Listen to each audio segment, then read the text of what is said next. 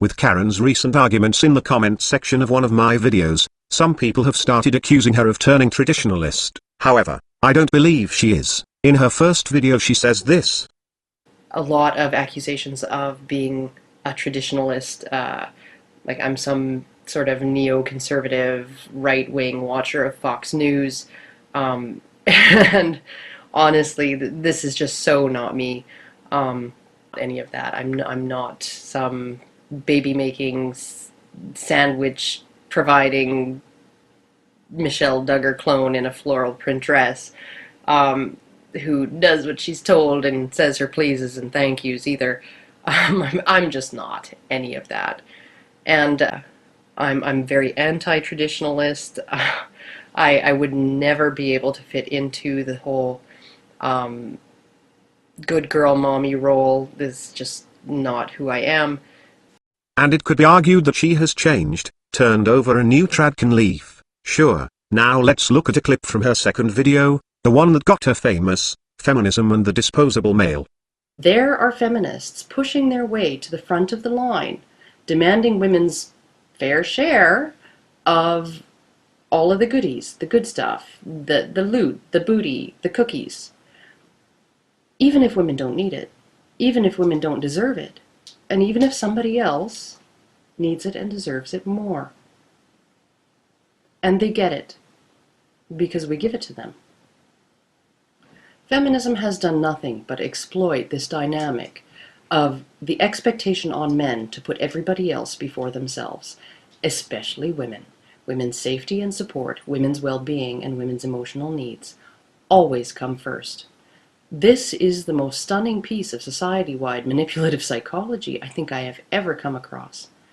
Feminism has been on the down low with old-school chivalry right from the start, and they might seem like strange bedfellows for sure.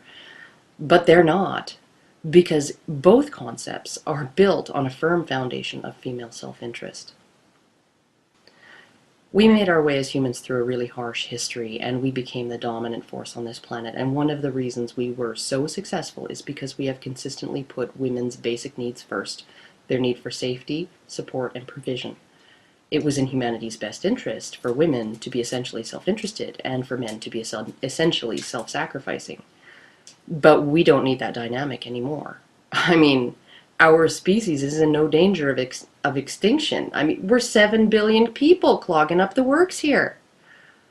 What's the worst that could happen if we all just collectively decided that men were no more disposable than women, and women were no more valuable than men?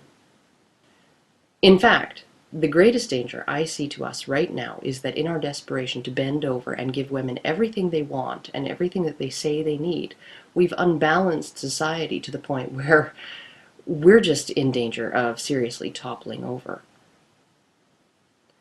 And really, the only difference I see between the traditional role and the new one for men with respect to disposability is that maleness, manhood, it used to be celebrated, it used to be admired, and it used to be rewarded because it was really fucking necessary, and because the personal cost of it to individual men was so incredibly high. But now we still expect men to put women first, and we still expect society to put women first, and we still expect men to not complain about coming in dead last every damn time. But men don't even get our admiration anymore. All they get in return is to hear about what assholes they are. Is it any wonder they're starting to get pissed off?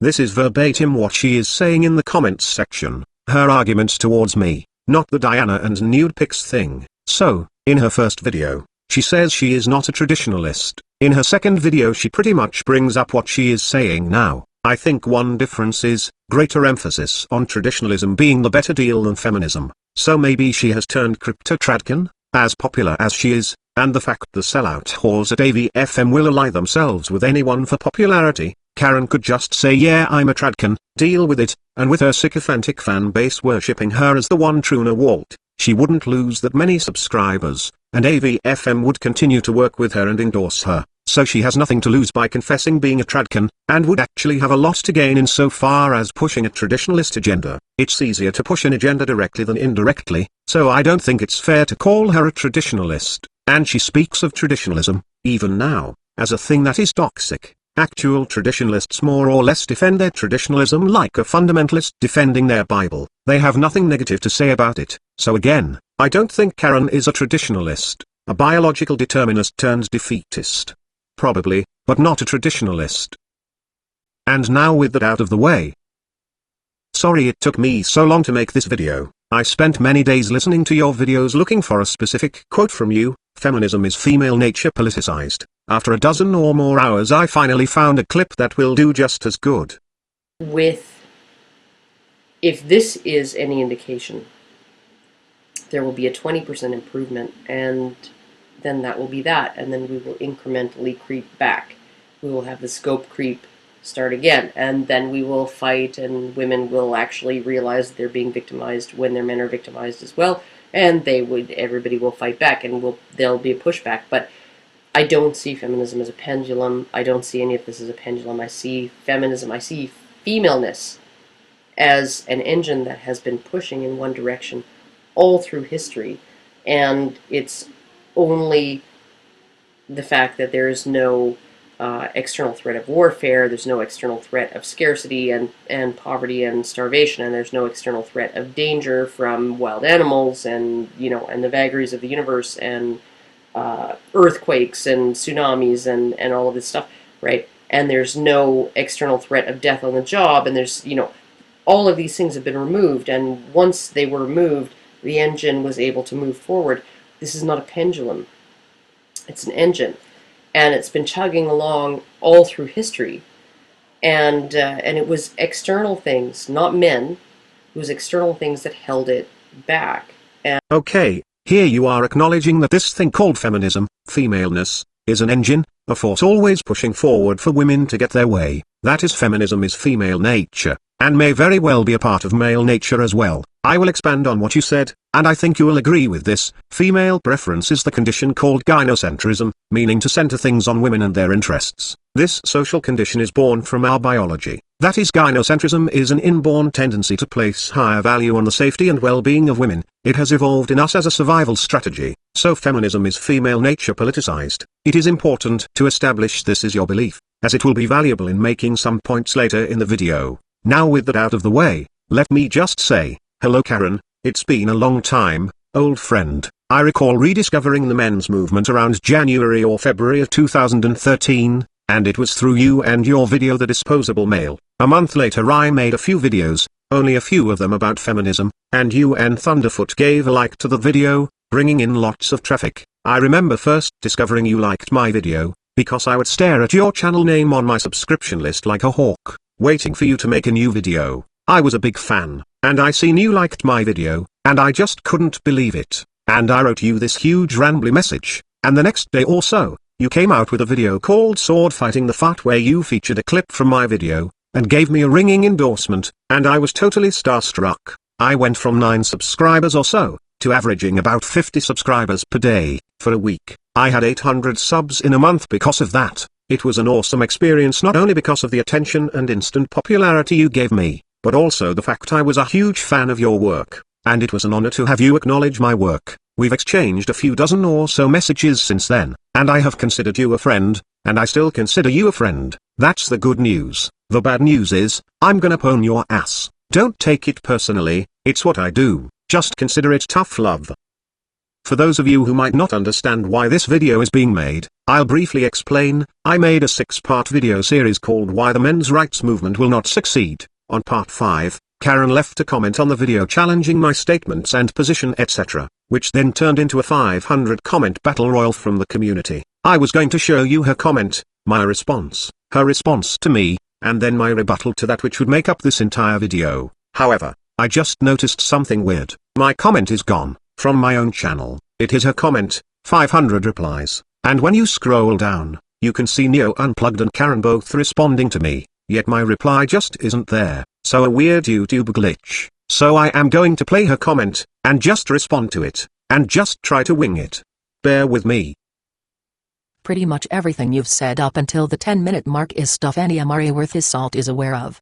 You criticize us for attacking feminism as if feminism is responsible for these problems. I think you meant, as if feminism isn't responsible.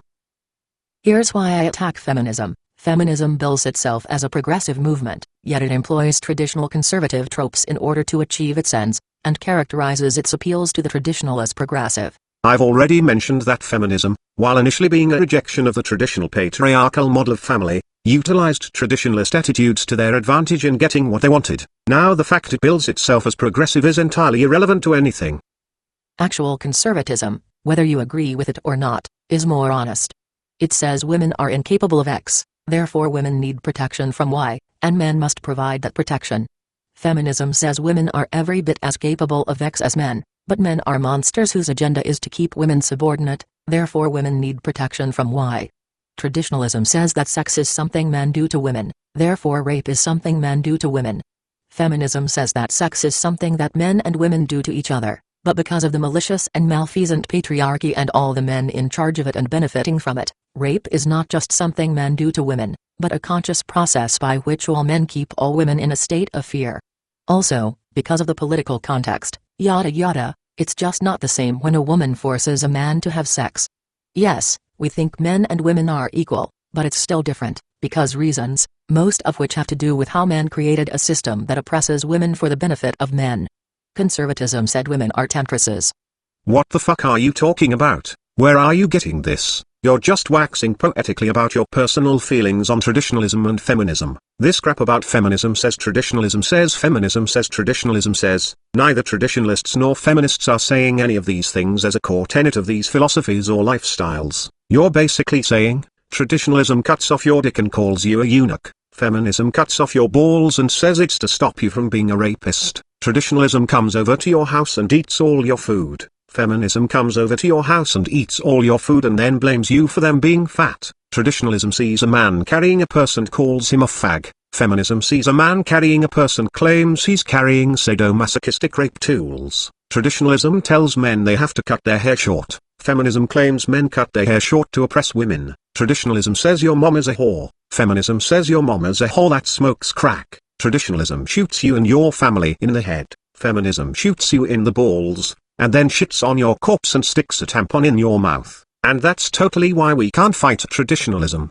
This is not an actual rebuttal to my statement that we can fight both at once. You're just making poetic metaphorical fictional dialogue between traditionalism and feminism as if they're people having a conversation. This is not actually a rebuttal to what I said, it's just nonsensical excuse making for why you feel feminism is worse than traditionalism, with lack of defining either one or their actual mechanisms or legit idiosyncrasies, and claiming because you feel one is nastier than the other, we have to fight one but not the other. It's not a legit rebuttal to my statement we can fight both at once. Conservatism said women are temptresses, and it is a man's responsibility to not succumb to the seductive nature of women, and if he does, then he's at fault for defiling his own purity, and will probably make him marry her. Feminism says women are helpless victims with no sexual agency even though they should be allowed to climb random guys like fire poles and grind on them because how dare you shame her for expressing her sexuality, and it's a man's responsibility to not succumb to his own predatory and rapey nature, and if he does, then he's a rapist and needs to rot in prison.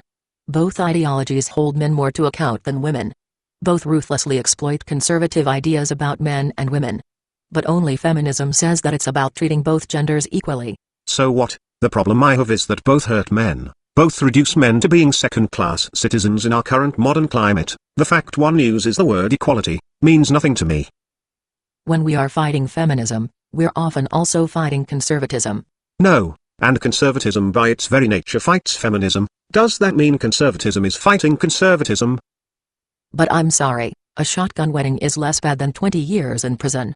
The acknowledgement that women are temptresses, that is, women have sexual agency, is better than the assertion that a woman in an abbreviated latex dress and stripper heels shouldn't have to endure the male gaze. The claim that women are dependent on men and should be appreciative and respectful of the men they're dependent on is better than the claim that women are independent and need men like fish need bicycles, while women rake in 75% plus of available government benefits that are funded disproportionately by men. Marriage, even to a harpy, is better than being impoverished paying child support to a harpy who accused you of DV and got you jailed for it and who won't let you see your kids, and who has you thrown in prison for non-payment because your DV record got you fired from your job, and then claims that she's all about equality between the sexes. I'm sorry, but it is. Feminism is traditionalism dialed up to 11. When we fight feminism, we're fighting extreme traditionalism. Moderate traditionalism can wait.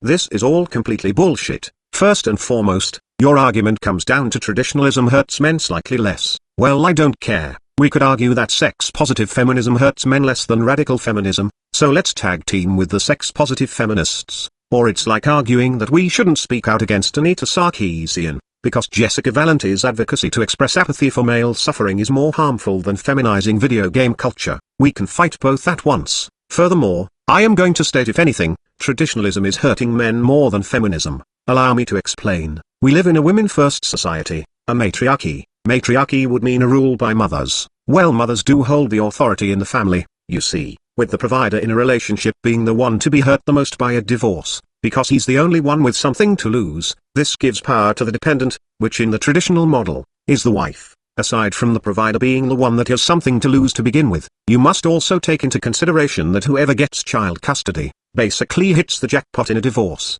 Women get child custody, and don't even think about bringing up the outdated, no longer in effect, 19th century United Kingdom feminist-inspired policy called the Tender Years Doctrine. It doesn't apply to America and Canada, or even United Kingdom here in 2015, and was only brought up about a century ago under very different circumstances. Tradcons and average Joe MRAs, and I believe as far back as Warren Farrell, will bring up that even though it is not officially in place, it is still being implemented. When they say this, what they are meaning is, but the women's are still getting the children. Okay, but this actually has little to nothing to do with that doctrine or feminism. Let's look at the logical dynamics of what is going on here. In a traditional marriage, the man does the work, the providing, and the woman does the child rearing. So in a divorce, who should get the kid? If the child has been primarily raised by its mother, why should it, post-divorce, now be living with its father? If the mother has all the child rearing experience, then she is obviously more qualified to raise the child.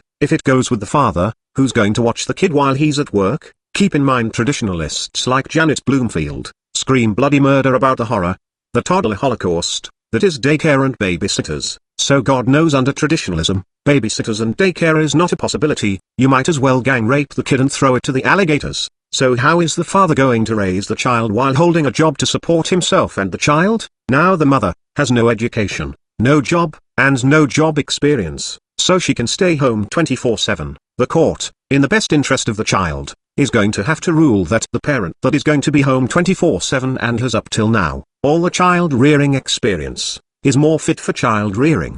But wait, how does the unemployed, uneducated, unqualified woman stay home 24/7? Simple, welfare and child support. After all, what's the alternative? Let the child starve to death, put it in a foster home, which would be worse than a little bit of daycare, worse than an hour or two of babysitters, and ultimately more expensive than just subsidized housing and food stamps. We could force the woman to work some way somehow under threat of imprisonment, but then that means daycare and babysitters, and that according to traditionalists, is the ultimate sin and everything wrong with the world. So that's out of the fucking question, and jailing the bitch would hurt our taxes more than subsidized housing and food stamps. Basically it comes down to this: when the father is the provider, and the mother is the child-rearing dependent, why should their roles reverse or change in a divorce? Why should the traditional role the family enjoyed in marriage change in the divorce? It wouldn't make sense and would ultimately be easier on everyone if the roles remained the same. And fathers most of the time do get visitation rights, and they get to see their kids on the weekend, which isn't so different from how it was in marriage when he was working his ass off and only got to see the kids for an hour or whatever after he comes home exhausted and just wants to unwind. So fathers are already only part-time parents anyhow. Now on top of this dynamic, cultural attitudes themselves hold that women are the default parent. Even in the MRM there is constant praise of motherhood, and stay-at-home motherhood. If every fucking MRA lost their internet, a few good people would lose their voice, but ultimately fathers' rights would be a little safer. The MRM is so regressive conservative traditionalist that they are constantly praising motherhood, and making motherhood synonymous with parenthood, and parenthood synonymous with motherhood. Here's an excerpt from a very recent article by the heavily AVFM-endorsed Janet Bloomfield. What happens in our current reality is that women are taught that earning an income is the only measure of their worth, and it's only when they have children they realize how very wrong that is. Men are also taught that earning an income is the only measure of their worth, and when they have children, that is generally confirmed for them. The most important thing a man with children can do is protect them. We don't live on the savannah in grass huts anymore, so hunting down predatory lions isn't on the daily calendar for most men. Modern life requires a man to hunt down money. Radical MGTOWs scream blue murder about this because they hate that a great many men take an enormous pride in providing and protecting their families. They are hysterically opposed to any definition of masculinity that centers on men providing for and protecting their loved ones, because they take that to mean men are disposable to their loved ones. Holy shit, just let that sink in for a while. If you don't understand why this is outrageously toxic, replay it, let it sink in. She defines men protecting their family as men dispensing cash, and wonders why MGTOW might find that somewhat offensive. She normalizes men as providers and normalizes women as default parents. Oh, but let's just keep repeating how it's magically the fault of feminism that society has a children belong with their mother attitude and courts tend to rule exactly that way. Who needs feminists when we have traditionalists like Janet Bloomfield being endorsed by AVFM? And god damn it, I hate to admit this, but Big Red even said it. Feminists do not want you to lose custody of your children. The assumption that women are naturally better caregivers is part of patriarchy. Patriarchy in this case, meaning the old-fashioned traditional gender roles. And she is right, traditionalism, even from within the so-called men's rights movement, is holding the notion that a woman's natural role is to be caregivers, and men are to hunt down money, and loving and protecting his family means dispensing cash. Golly, is it any wonder women get the children in a divorce and men are stuck paying for it? Anyhow, traditionalist views in our culture hold that women are naturally better caregivers. Living the traditional division of labor reinforces this, which leads to women hitting the jackpot in a divorce. This puts the power of divorce in her hands.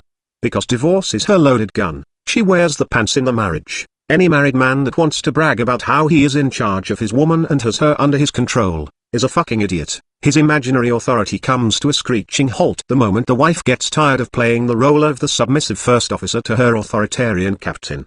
The moment she gets tired of playing, she can whip out that divorce threat, and take back the control that she has always had in that relationship. Thus the balance of power, in the family unit, is in the hands of the wife. The nuclear family is a matriarchal one. Feminism has little to nothing to do with it. How did the traditional nuclear family go from a patriarchy to a matriarchy? Women were granted certain property rights, the right to vote, and the lawful right to work without being discriminated against for being female. That is the basic foundation of feminism, and that's the part no MRA will touch with a 10-foot pole. And the fact that society in general has undergone a lot of changes, I am not going to name each and every one of them only to produce a never-ending debate in the comments over historic events in this or that country in this or that time period and cause versus effect. Point is, the world changed, and women can hold property even in marriage, are given the lawful right to work a job without open discrimination, and can vote directly instead of by proxy through her husband. And now the same traditional mechanisms that worked so well to keep a patriarchal family model functioning, is now backfiring and turning us into a dysfunctional matriarchal model. Oh, and Sparky Fister, there's your answer to how someone getting married hurts me. It feeds the entire matriarchal system, which is the very center, the very platform, in which gender inequality takes place in our culture.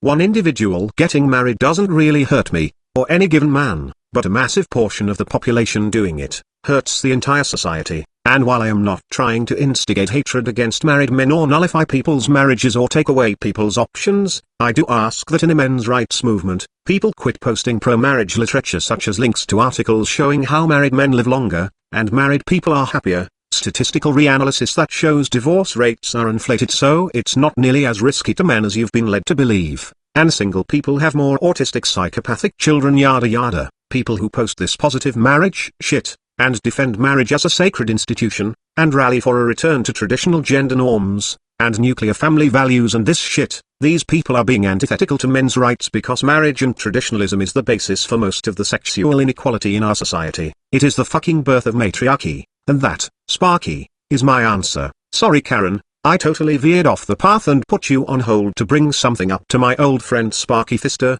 the funniest motherfucker in the MRM. That was rude of me hun, back to you. Feminism may be toxic to men, mostly with its non-stop rape hysterics, but the real lethal blow, the big atom bomb of gender inequality that crushes men, is actually traditionalism. Traditionalism worked in the 1800s, carried over up until the 1940s and 50s even under conditions no longer supporting it, just on cultural views alone. But this is 2015, we need to adapt. Either we go all Sharia law up in this bitch, depriving women their right to vote, and forcing women to remain locked in their homes under the lawful ownership of her husband, to force traditionalism to work, or we move forward towards some sort of reasonable gender equality, I don't know how we can do that. I don't have all the answers. I have given some ideas in the past, to which some thought were great ideas, and others screamed not my taxes, you socialist statist commie leftist who sounds just as bad as the feminists. Yeah, that's the problem with a movement born of the right wing. We need change to fix problems,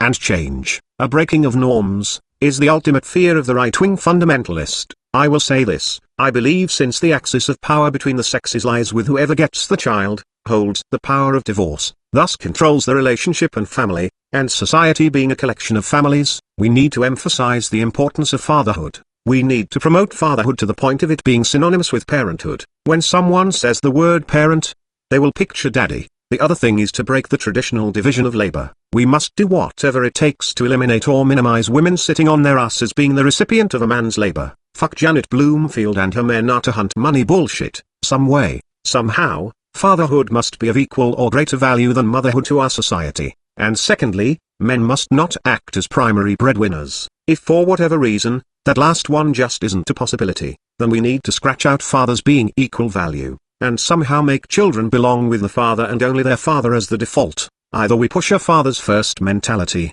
and equal division of labor, and some way somehow result in a more equitable power dynamic between the sexes, or start fitting yourself for a burqa because we're enforcing traditional gender roles with woman as husband's property, at gunpoint, not so different from Islamic extremism, and with the impending collapse of the America as the Western Empire, and the Islamification of the Western world. Don't think that can't happen. Either we achieve something reasonably fair and equal, or we enforce old-school patriarchy with government-backed force. I prefer to move forward attempting equality, but if that should fail, then women must be stripped of their human rights and be the property of men, because nothing else would justify a man slaving his life away to support a stay-at-home with her feet propped up wife. And I am not just stating this is my feelings on the matter or my personal preferences, I am telling you, this have your cake and eat it too model of life women are living, at the expense of men, can't go on forever. You're going to have to be forced into equality to earn your lawful status as people, or you get all your female privileges and your lawful status reduced to property of husband,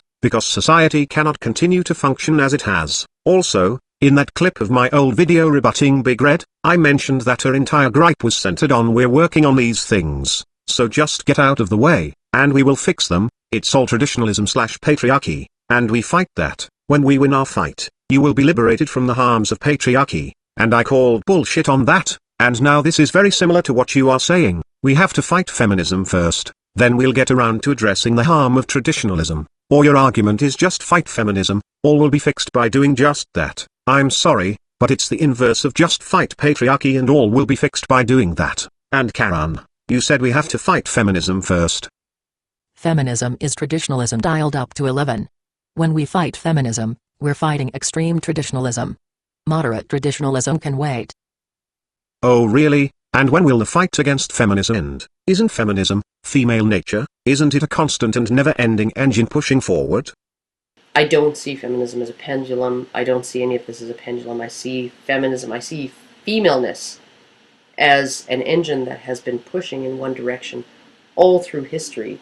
Right, a constant never-ending push. And we'll fight traditionalism once we've defeated women's biological nature and the eternal push for more female favoritism. I may be wrong, but that rather translates to we will never fight traditionalism. And again, I'm going to bring up that there is no reason why both feminism and traditionalism can't be fought at the same time. We can argue against feminists and their rape hysterics, and we can fight against the traditionalists and their worship of stay-at-home motherhood, and motherhood in general. We can push a fathers first mentality, and discourage others from promoting motherhood within the men's movement. In fact, I'll make this easy. I will create a hashtag, type up a mission statement for what the hashtag is. I'll do this on Tumblr, and tweet it, and then you can retweet it. I am creating the hashtag fathers first, and here is the mission statement. We, in the West, are currently living in a matriarchal system. Most single parents are mothers. Even in marriage, women, the mother of the family unit, hold all the actual authority because she holds the power of divorce. She holds the power of divorce because whoever gets awarded child custody hits the jackpot in divorce court. The reason she gets the child is because our culture values motherhood more than fatherhood. We see women as naturally better caregivers, and men as financial providers. We must push the notion that men make equal or better parents. We must erase the notion that a man's only, or primary, contribution to the family is being a wage slave. While I hope one day to see a genuine Fathers First movement devoid of partisan politics, right now my main goal is to discourage MRAs, men's rights activists, from perpetuating the notion that women are naturally better caregivers, or that a woman's place is in the home raising babies, and others such drivel that ultimately translates to praising the sanctity of motherhood.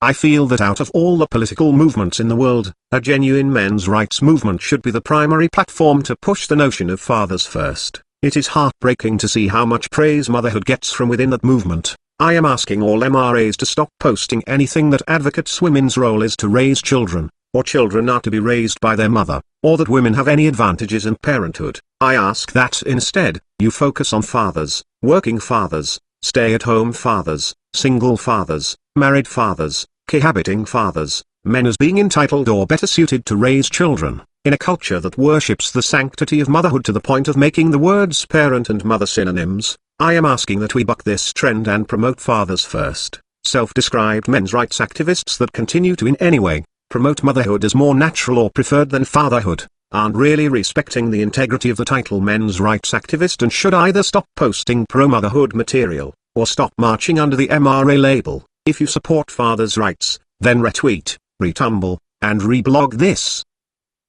There, now after you get through an episode of Honey Badgers fighting Anita Sarkeesian or whatever it is you people do on there, and you're done, you can go retweet my tweet, and you will have fought feminism and traditionalism all in the same day. You don't have to wait for feminism to be defeated, whatever that means. Before fighting traditionalism, you can do both at once. I don't believe there is any defeating feminism or traditionalism, as both are derivatives of our inborn tendencies, but we can fight them both, we can fight both at the same time. Just retweet that one little tweet of mine, and you know what, I am going to put that on my blog. If you got WordPress you can reblog that shit. I also have it in video format. You can just click the fucking like button on that shit, cause I know you got YouTube. You can like, retweet, retumble, reblog, lots of media here. I'll set up links. You choose the social media you are most comfortable using to promote that message, and you will be fighting traditionalism, and with it taking only a split second, you will have all day left to fight feminism. Come on now, we can all get behind this and promote fathers first. Barbarossa, will you retweet this and stand up for fathers' custody to defeat matriarchy? Oh, I see you already have. Okay, good man. Stardusk, will you retweet this? Oh wait, you don't have Twitter. Okay, will you retumble this? Oh, you don't have Tumblr. Will you reblog this? Oh, you don't have a WordPress blog. You know what, you suck. Hey, do you have YouTube? Do you? Do you at least have that? Well then click the like button on this Fathers First declaration. Hey Shield Wife, you're a self-professed MRA, will you promote this declaration of Fathers First? So my ideal society would be one in which people are free to choose lifestyles that best fit them, without any pressure to ignore or fight against our innate differences. This would entail more women making motherhood their primary responsibility ahead of a career. Women raise babies, men pay the bills, because of our innate instincts. Okay, you're pro-matriarchy, might want to think about using a label other than MRA. Hi everyone, Sandman here. Oh hi Sandman, hey would you retweet my Fathers First initiative?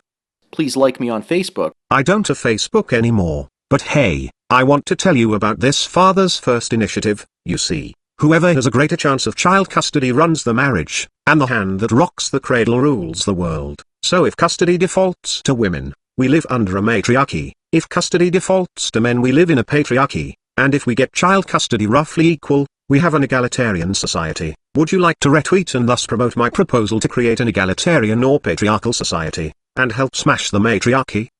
Or follow me on Twitter. I do follow you on Twitter, that's why I am asking that you retweet this. Please like me on Facebook or follow me on Twitter. Yeah, are you actually listening to me? Hi everyone, Sandman here. Please like me on Facebook. Hi everyone, Sandman here. Or follow me on Twitter. Hi everyone, Sandman here to get tomorrow's video today.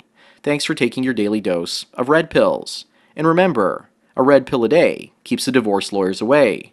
So enjoy the rest of your day, and cheers.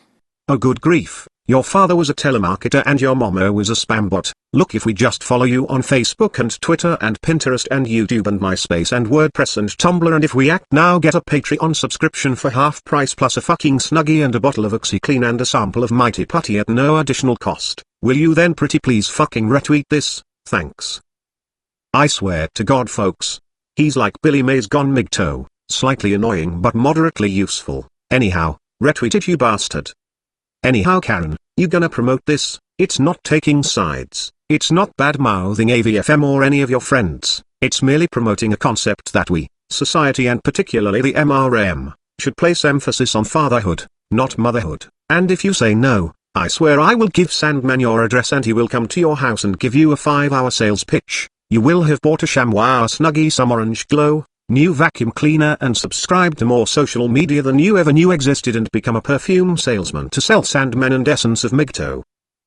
I am going to address what people are calling your meltdown. Way deep into the comments thread on my video, you start saying some rather wonky shit, and I figure let's get the wonkiness and the insults out of the way, and then we can move on to the more civilized portion of all this, which in truth is my motive to make this entire video response. I want to offer hope for people expressing the same doubts as you, but let's get into the nastiness and the drama first, just to get it out of the way. Now, to my audience, I need to provide context. She is responding to, I believe his name is Alex Brown, and for the life of me I can't find the exact comment she is responding to. He has a lot, and in one case has 4 or 5 small comments bundled together, but she is replying to subjects I don't recall seeing from him. It may be that weird YouTube glitch where people's comments are disappearing from that thread, including my own. I think around the 500 replies to a single comment, and PHP has a meltdown and just randomly drops containers, replies, from YouTube's database. That's my guess at least. It would seem Alex had an issue with PUAs, claimed he is or other people should unsub from Karen, and that she doesn't care about men. I'm assuming that's what the accusations are, because it's what she's talking about. And as far as I can recall, RBK had lots of nice things to say about Femitheus Divine at one time. And Christina Hoff Sommers calls herself a feminist and has said in the past that women were historically unjustly oppressed. And I get invited to give speeches at libertarian and right-wing conventions and I accept those invitations, and OMG, that means I'm associating with them. You have a problem with PUA? I don't. Funny how I seem to be more accepting of all the different strategies men use to cope with the current bullshit system than you MGTOW who supposedly care about men. Okay, you went from responding to one individual, to now responding to MGTOW in general. But go on. I really don't understand why anyone with any base of knowledge of the issues has a problem with PUAs. You ever think that maybe Paul puts up with PUA and not MGTOW because PUA don't seem hell-bent on destroying everything he's built? Paul fired the first shot. We are retaliating. Paul was spoken to by the MGTOW community about the married men can't be MGTOW and why. He made a second video saying MGTOW is going anywhere you want, no one gets a say in it, if you don't like it here's my middle finger, swivel on it. In that video MGTOW got a lot more vulgar and fed up with him, but people were still trying to explain the anti-marriage stance issue to him, but he wasn't having it, as he continued to make more videos against us and saying shit like this.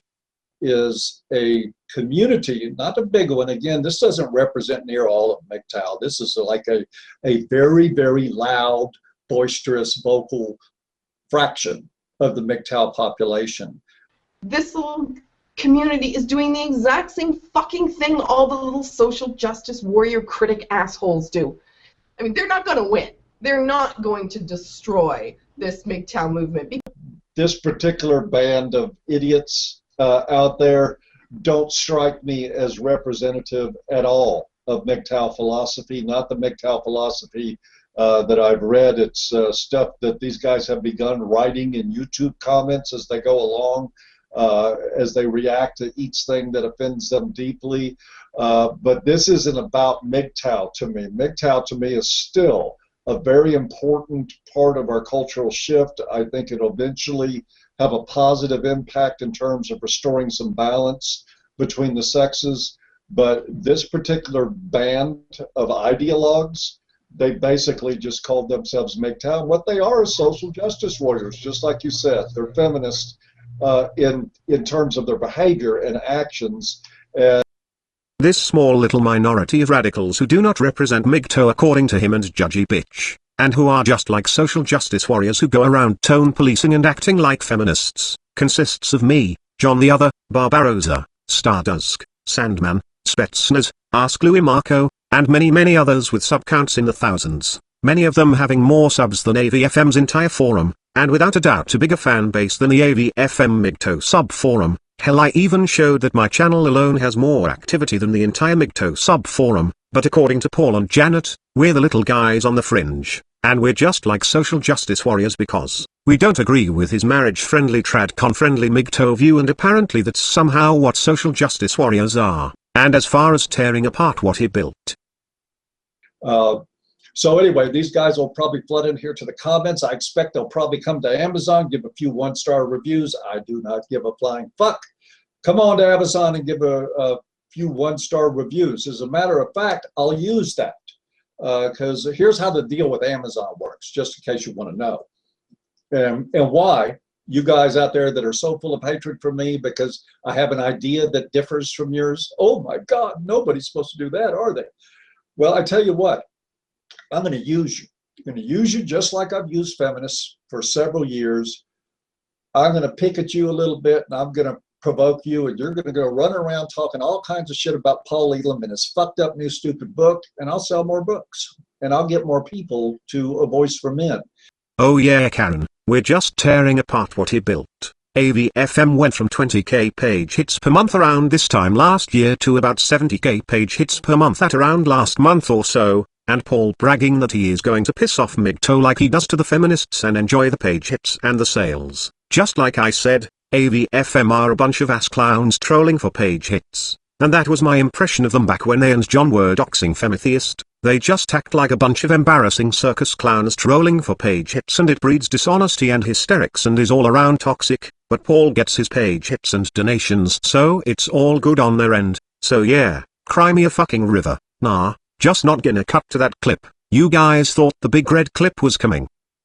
PUAs might often say MRAs are pussies, but I've seen many of them say things like, well, they might be pussies but they're the one thing standing between me and a false regret rape conviction. Let's not be too hard on them. How are MRAs, or MGTOW, or anyone, standing between them and a false rape conviction? The MRM has done nothing to push back those laws. In fact, the rape laws have actually gotten more severe since the inception of the MRM, not because of it, but in spite of it. Somehow, Paul tolerates being called a pussy, because at least PUAs allow that he cares about men. They actually say he's a pussy because he cares about men, but that pussies like him are probably necessary to keep them out of prison, so yeah. Wait. PUAs are calling Paul Elam, or Elam by proxy of MRM, pussies for caring about men. But then they're like, but at least they're helping to protect me from false allegations. If this is true, they fucking deserve to end up in prison on false allegations. If you think caring about men makes you a pussy, you are toxic, and when you get hurt, I won't have a drop of sympathy for you, because hey, I wouldn't want to be a pussy. However, I don't think PUAs are actually saying any of this anyhow. I think you're just making shit up, to be honest. He's a pussy, but at least he gives a shit. What are MGTOW saying about Paul for the last 2 months or more? That he's the enemy of men. That he hurts men. That he profits off of preying on men. That he doesn't care about men. I don't know about all of MGTOW, but I said he trolls for page hits. He is antithetical to MGTOW, and he is a liar, and an ally to the tradcons with his MGTOW plus. I have accused the tradcons and the libertarian and conservative extremists of not giving a shit about men, but only having belly aching about feminists in common, and they don't even hate feminists for the same reasons. And I've accused Janet Bloomfield of being batshit crazy, often toxic to the movement, and heavily sponsored by AVFM. So we literally have a case of MGTOW saying Paul Elam doesn't care about men and him objecting to that, and PUA saying Paul Elam is a pussy because he cares about men, and him tolerating it. I'm calling bullshit on both of those proclamations you're making. You know what pisses me off? People like you. Take a look in the fucking mirror. You want to unsubscribe to my channel? Go ahead. Convince other people to do so. Tell me I don't give a shit about my own sons, or about the man I've supported, financially and otherwise, through a medical diagnosis that took 25 years to happen and lengthy periods of unemployment. Tell me I don't give a shit about the ex-husband who I have never demanded one thin dime from, who has a young child who needs him more than our kids do, and who I've invited into my own home on a moment's notice because my kids love their dad and their dad loves them, and that's all that fucking matters to me. You go ahead and unsubscribe because I'm not willing to take sides in your little flame war with AVFM. Convince as many other people as you can to follow suit. Do whatever you think is necessary to grind me into the dust. Call me every name in the book, but don't you dare tell me I don't care about men. PUAs call MRAs every name in the book, but the one thing they don't do is tell MRAs they don't care about men.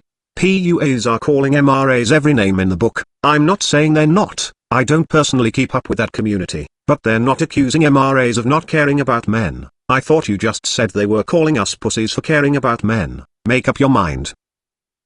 They leave that dagger for the MGTOW to wield. So MGTOW are backstabbers for accusing the MRM, largely, of not fighting feminism on the grounds that it hurts men. Okay, well, do you believe the MRM does care about men? Mostly at least, because if you do think they care about men, there goes your argument that you can't get men to care about men because biological determinism. And if you're saying they don't care about men, and MGTOW, me basically, are calling them out on it, then I'd hardly call telling the truth backstabbing / wielding a dagger etc. You can have it one way or the other, but not both. I could destroy my ex in a heartbeat, just by filling out a form. I could destroy my BF by taking his mother's advice. I could disclose information that would discredit John the other. He's a doxer. A taste of his own medicine would be justice, and if the information was really juicy, something we could tease him about, then all the better for shits and giggles. Do it for the lulz, Karen, do it for the lulz. I could constantly remind everyone that RBK was, at one time, intellectually fapping to a woman who promoted International Castration Day. Okay, goddammit, that's the second time you've made a reference to this, so let's get this cleared up. First you say I had a lot of positive things to say about Femitheist Divine. Yes, she types so fast and it is mind-boggling. We're talking superhuman Guinness Book of World Records type speed. She is not on welfare. She articulates herself well for a lunatic psychopath. She has a job and is expanding her education in a world where most women would rather pull a Janet Bloomfield and leech off a man. She has a rather haunting beauty, and she is awesome with special effects and creepy artistic visuals in her videos. And don't forget these compliments were often sandwiched between me calling her Krista Barbie Hitler, a gender Nazi, a lunatic, a dingbat, evil, and a whack job. And a portion of some of these compliments came in the context of me, the artist formerly known as Snake Plisskenist, and Femitheist playing mind games with each other, a three-way troll fest that the whole community got sucked into, which ended in Snake basically losing his mind, or out-trolling all of us. The world will never know. The intellectual fapping, as you are calling it, I said teaching anti-rape lessons in school, in a gender-neutral way, would actually be beneficial to men and to the MRM if such an MRM organization was capable of getting their shit together long enough to take advantage of this. I said that her plan, her plagiarized plan, to reduce the male population to between 10% to 1% of the total population, which she to this day erroneously marks that as 921 when it should be written as 110, would actually benefit men in the sense that it would create greater male worth because there would be less of them, as Snake Plisskenist before me pointed out. Karen, you asked me how to make men's worth equal to women's. Femitheism, damn it, laughing out loud, and sure raising male worth wasn't her intention, but it would be the effect. However, I never endorsed it, I just said it would raise male worth. After all, if only 1 out of 100 people were male, men would have a pick of practically any woman he wanted. He has practically no competition, and you're never going to draft him because you can't afford to kill off an irreplaceable segment of the population that only makes up 1%. So yeah, male worth would go through the roof. However, I never endorsed that shit though, because there is no reasonable way of attaining it. And if anyone out there is so batshit crazy in the head that you don't understand why it can't happen, then I don't have the patience to explain it.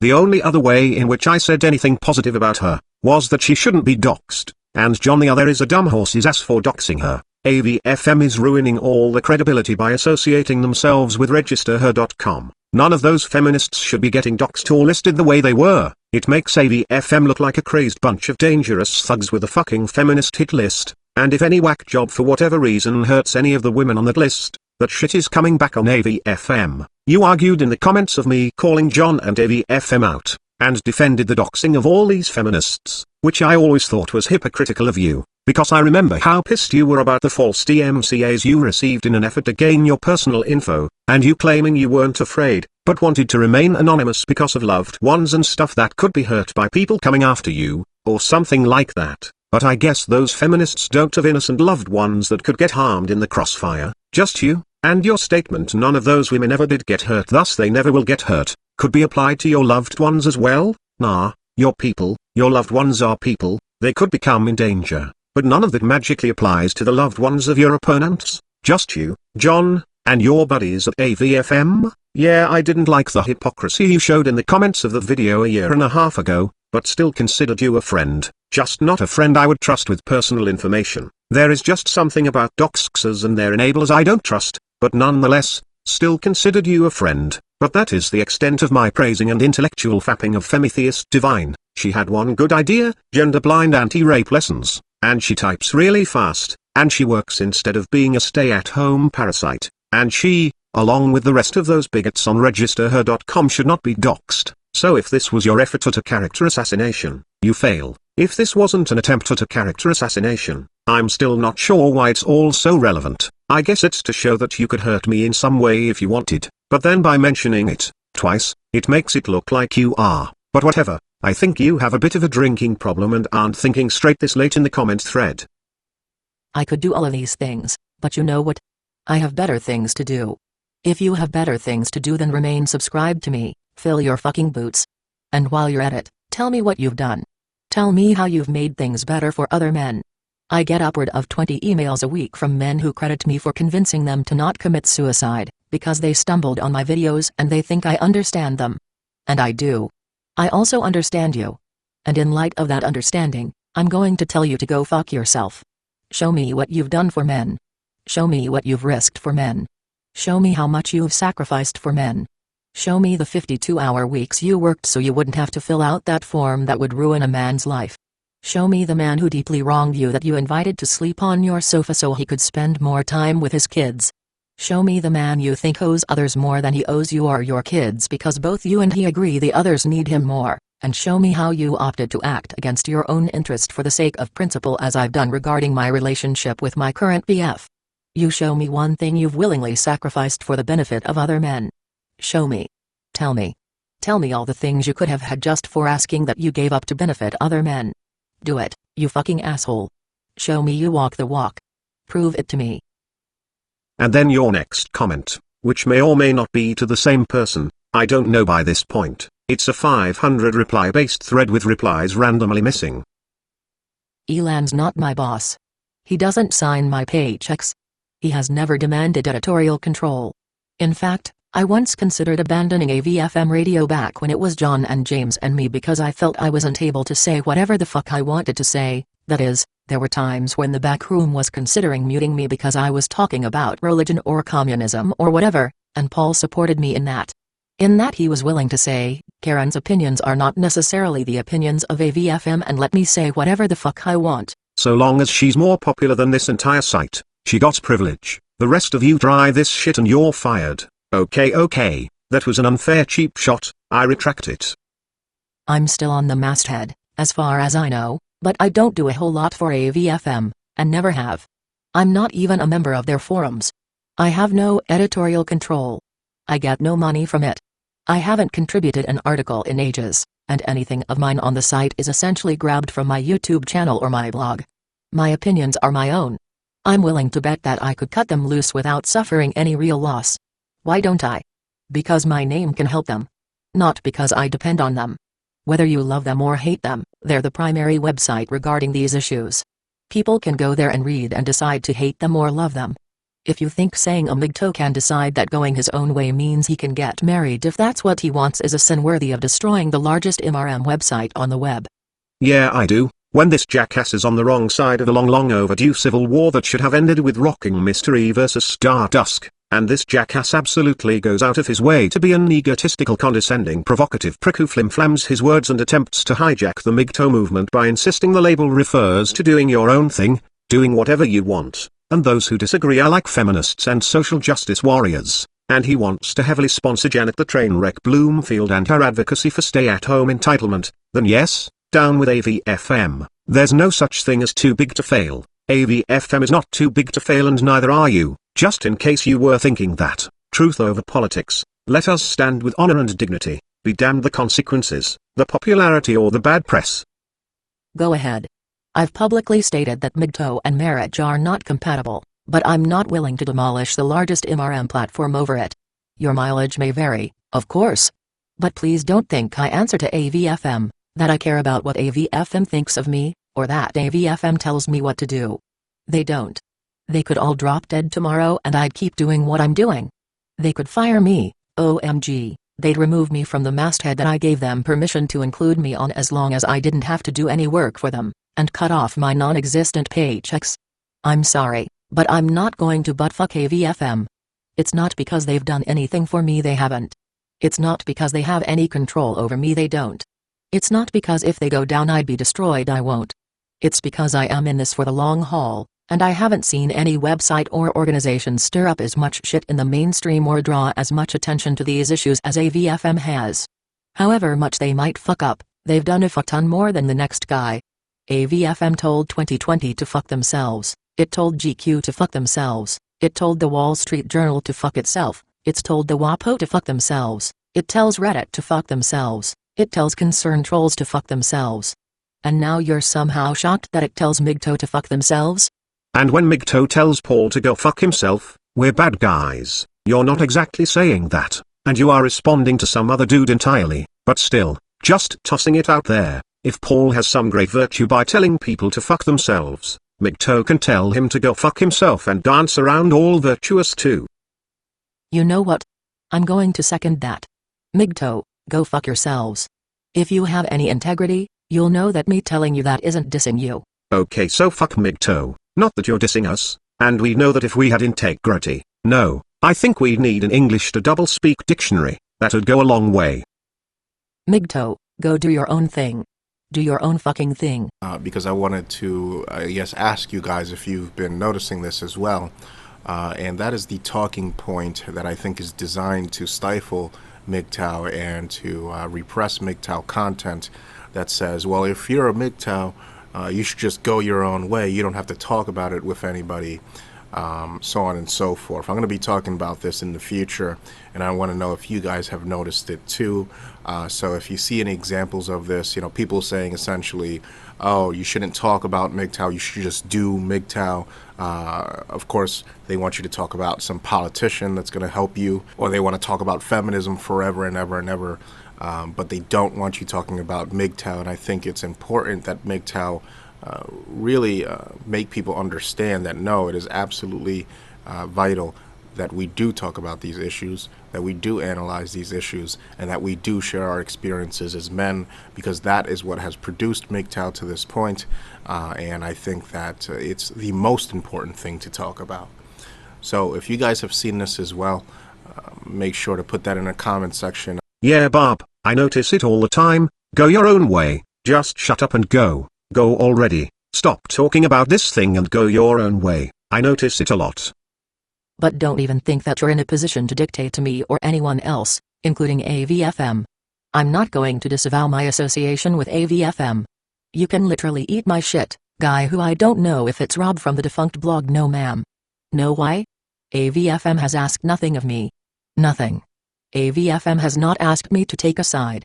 AVFM has not asked me to defend them. AVFM has not asked me to explain why I believe this or say that or talk to these people or not to those. On the other hand, John the Other, who cares so much about men, asked me to if I'd be willing to film a clip of myself Chris Crocker style, sobbing, "Leave Paul Elam alone." You're doing that right now, only it's not to mock him. After I'd repeatedly told him I was staying out of his bullshit with Paul. I've seen his girlfriend's tits exactly 3 times. Diana is not his girlfriend, she is his writing partner, roommate, and fuck buddy, but not girlfriend. Oh, and what fucking tits. No offense Diana, but what fucking tits, Karen. That bust line you're eyeballing, those are ribs. Which was 3 times more than I'd asked to see them, and each time I was shown them I was told, you're smart, like me and John, not stupid like Paul and Dean and Sage Gerard and all those other guys at AVFM. They were lying, you are as dumb as them. Okay, that wasn't fair of me, I didn't mean it, I take it back. Oh, and by the way, I've seen Diana completely buck, ass, cunt and all. Not because I asked, either, but because apparently they thought it would bring me to their side. No, I'm not inserting the Darth Vader clip, too predictable. I have yet to see Paul in the altogether, and have no real desire to. YMMV. I don't know what YMMV stands for. Anyhow, I'm glad we got that out of our system. Felt good, didn't it? You bitching in the comments, me jumping in there and poning you, and I agree that you shouldn't have to choose sides. And if you want to continue contributing to AVFM, that's your business. You have your motives for wanting to support AVFM, and you say that marriage and MGTOW are not compatible. Okay, marriage and MGTOW are not compatible. That's good enough for my ears. To my audience, I do not, at this time, declare Karen to be antithetical to MGTOW. She doesn't want to take sides on things, and that's understandable. She has her motives to defend AVFM, namely that their popularity serves a value in promoting men's issues. I personally think they are overall toxic, and walking 1 mile an hour in the right direction is more beneficial than running 100 miles an hour in the wrong direction. But whatever, me and her will simply agree to disagree. No one has the right to tell Karen that she has to choose in this civil war. She can give talks to who is willing to pay her and listen, and she can contribute her written material and time to any organization she sees fit, as a platform to push men's issues. I get that, and grant her that freedom, and encourage others to do the same. And when it comes to this civil war, she just said marriage and MGTOW are not compatible. That's good news. Not that she was ever under any obligation to make that statement, but she said it. All things being equal, I do not find Karen to be antithetical to MGTOW. And now, back to you, Karen. Something I want to say before I move on to your last comment to me about men not caring due to biology, etc. Just one more point I want to make first. You know, it's a good thing I went back and gave your older videos a listen. It gives me something to work with. My video series, the one you commented on, Why the Men's Rights Movement Will Not Succeed, has a very strong parallel to something you warned the atheist community about in your video Atheism. You asked for it. Let me play a portion of the video for you. Lung cancer and emphysema are sound arguments disproving the existence of cigarettes. That religion is harmful is not in any way, shape, or form any kind of evidence against the existence of God. It's chicanery and pandering of the cheapest order, and while it may have provided the push in the right direction for a lot of former theists, a kick in the pants that inspired them to deeply examine the belief systems in which they've been raised, it's also the entry point for all the bullshit currently going down with Atheism Plus, or Atheism Double Plus Good, or Atheism Plus Ideology, and then some other shit, or whatever incarnation of this new religion might exist in the future. Religion is harmful and cruel and limiting and mean, is an emotional argument, and it's an irrelevant one. And yet it's been the most effective tool of recruitment for the atheist community. Because if there's nothing else feminism has taught us, it's that emotional arguments get shit done. The Watsons and McCrites did not embrace atheism because of their skepticism. They did not embrace it because empirical evidence of God doesn't exist. They embraced atheism because they don't like the way God treats women. And denying the existence of God means they don't have to put up with that. And they can embrace that brand of atheism without ever having to abandon the irrationality of ideological belief. I refuse to believe in God because I don't like him. That's what atheists invited into their community when they appealed to the consequences of belief in God, rather than the irrationality of it, and the consequences of atheism, rather than the rationality of it. When they did that, they opened the door to anyone whose unbelief was primarily rooted not in rationality or skepticism, but in the opinion that God is a jerk looking to cramp their style. For those people, atheism isn't a commitment to observable and objective reality. It's just a way of flipping God the bird. And now atheism has a religious sect within their community, determined to tear it apart or burn it to the ground, employing the very same tactics theists use to police their own members: shunning, ostracism, othering, harassment, whispering campaigns, witch hunts, blacklists, vague, feelings-based admonishments such as, "You just don't get it," and accusations of sinfulness or imputations of malice in reply to requests for evidence. You guys invited all of that into your house with open arms. Atheism, you asked for it, and now you're stuck dealing with it. The atheism plus crowd in my case would be the traditionalists and anti-statists who use the label men's rights to bash feminism, for reasons that aren't about actually fighting for men's rights. The tradcons don't care about men having rights. They just want women to stay home with babies and get out of the workforce, so men are obligated to support them. If their reason isn't because the good Lord Jesus commands it, because the Bible says so, then their reason is the pseudo-scientific equivalent because our biology commands it, because nature says so. Men breaking their back, taking all the risk in life, and supporting women, giving them a free ride and free pass, and ensuring they receive child custody, thus putting the power of divorce in the hands of the women, is the fault of traditionalism. There are anti-statists in this movement who will shoot down anything that could help men, if it should some way somehow involve a petition to government or taxes, and then because both are ultimately fear of change based, they won't allow any altering of the system, therefore we can't fix anything. The only thing all of us have in common is a gripe about feminism. That does not even come close to making us allies. They aren't in it to help men, they are in it for other reasons and will throw men under the bus when it suits them. To put it simply, they don't care about men, and letting them into our movement just to maximize our numbers, is self-defeating when these very allies will stab us in the back. You warn the atheist community about those in their movement who were in it for the wrong reasons, and I am warning the MRM of the same. And the problem with these atheism plus folk, and let's call them what they are, cultural Marxist social justice warriors, these people aren't even anti-religious, they're just anti-Christian. They attack Christianity because of misogyny and homophobia, yet not a peep about Islam. When it comes to the Muslim invasion of Europe, not all Muslims are like that, but woe betide the public mall who puts up a Christian nativity scene on Christmas.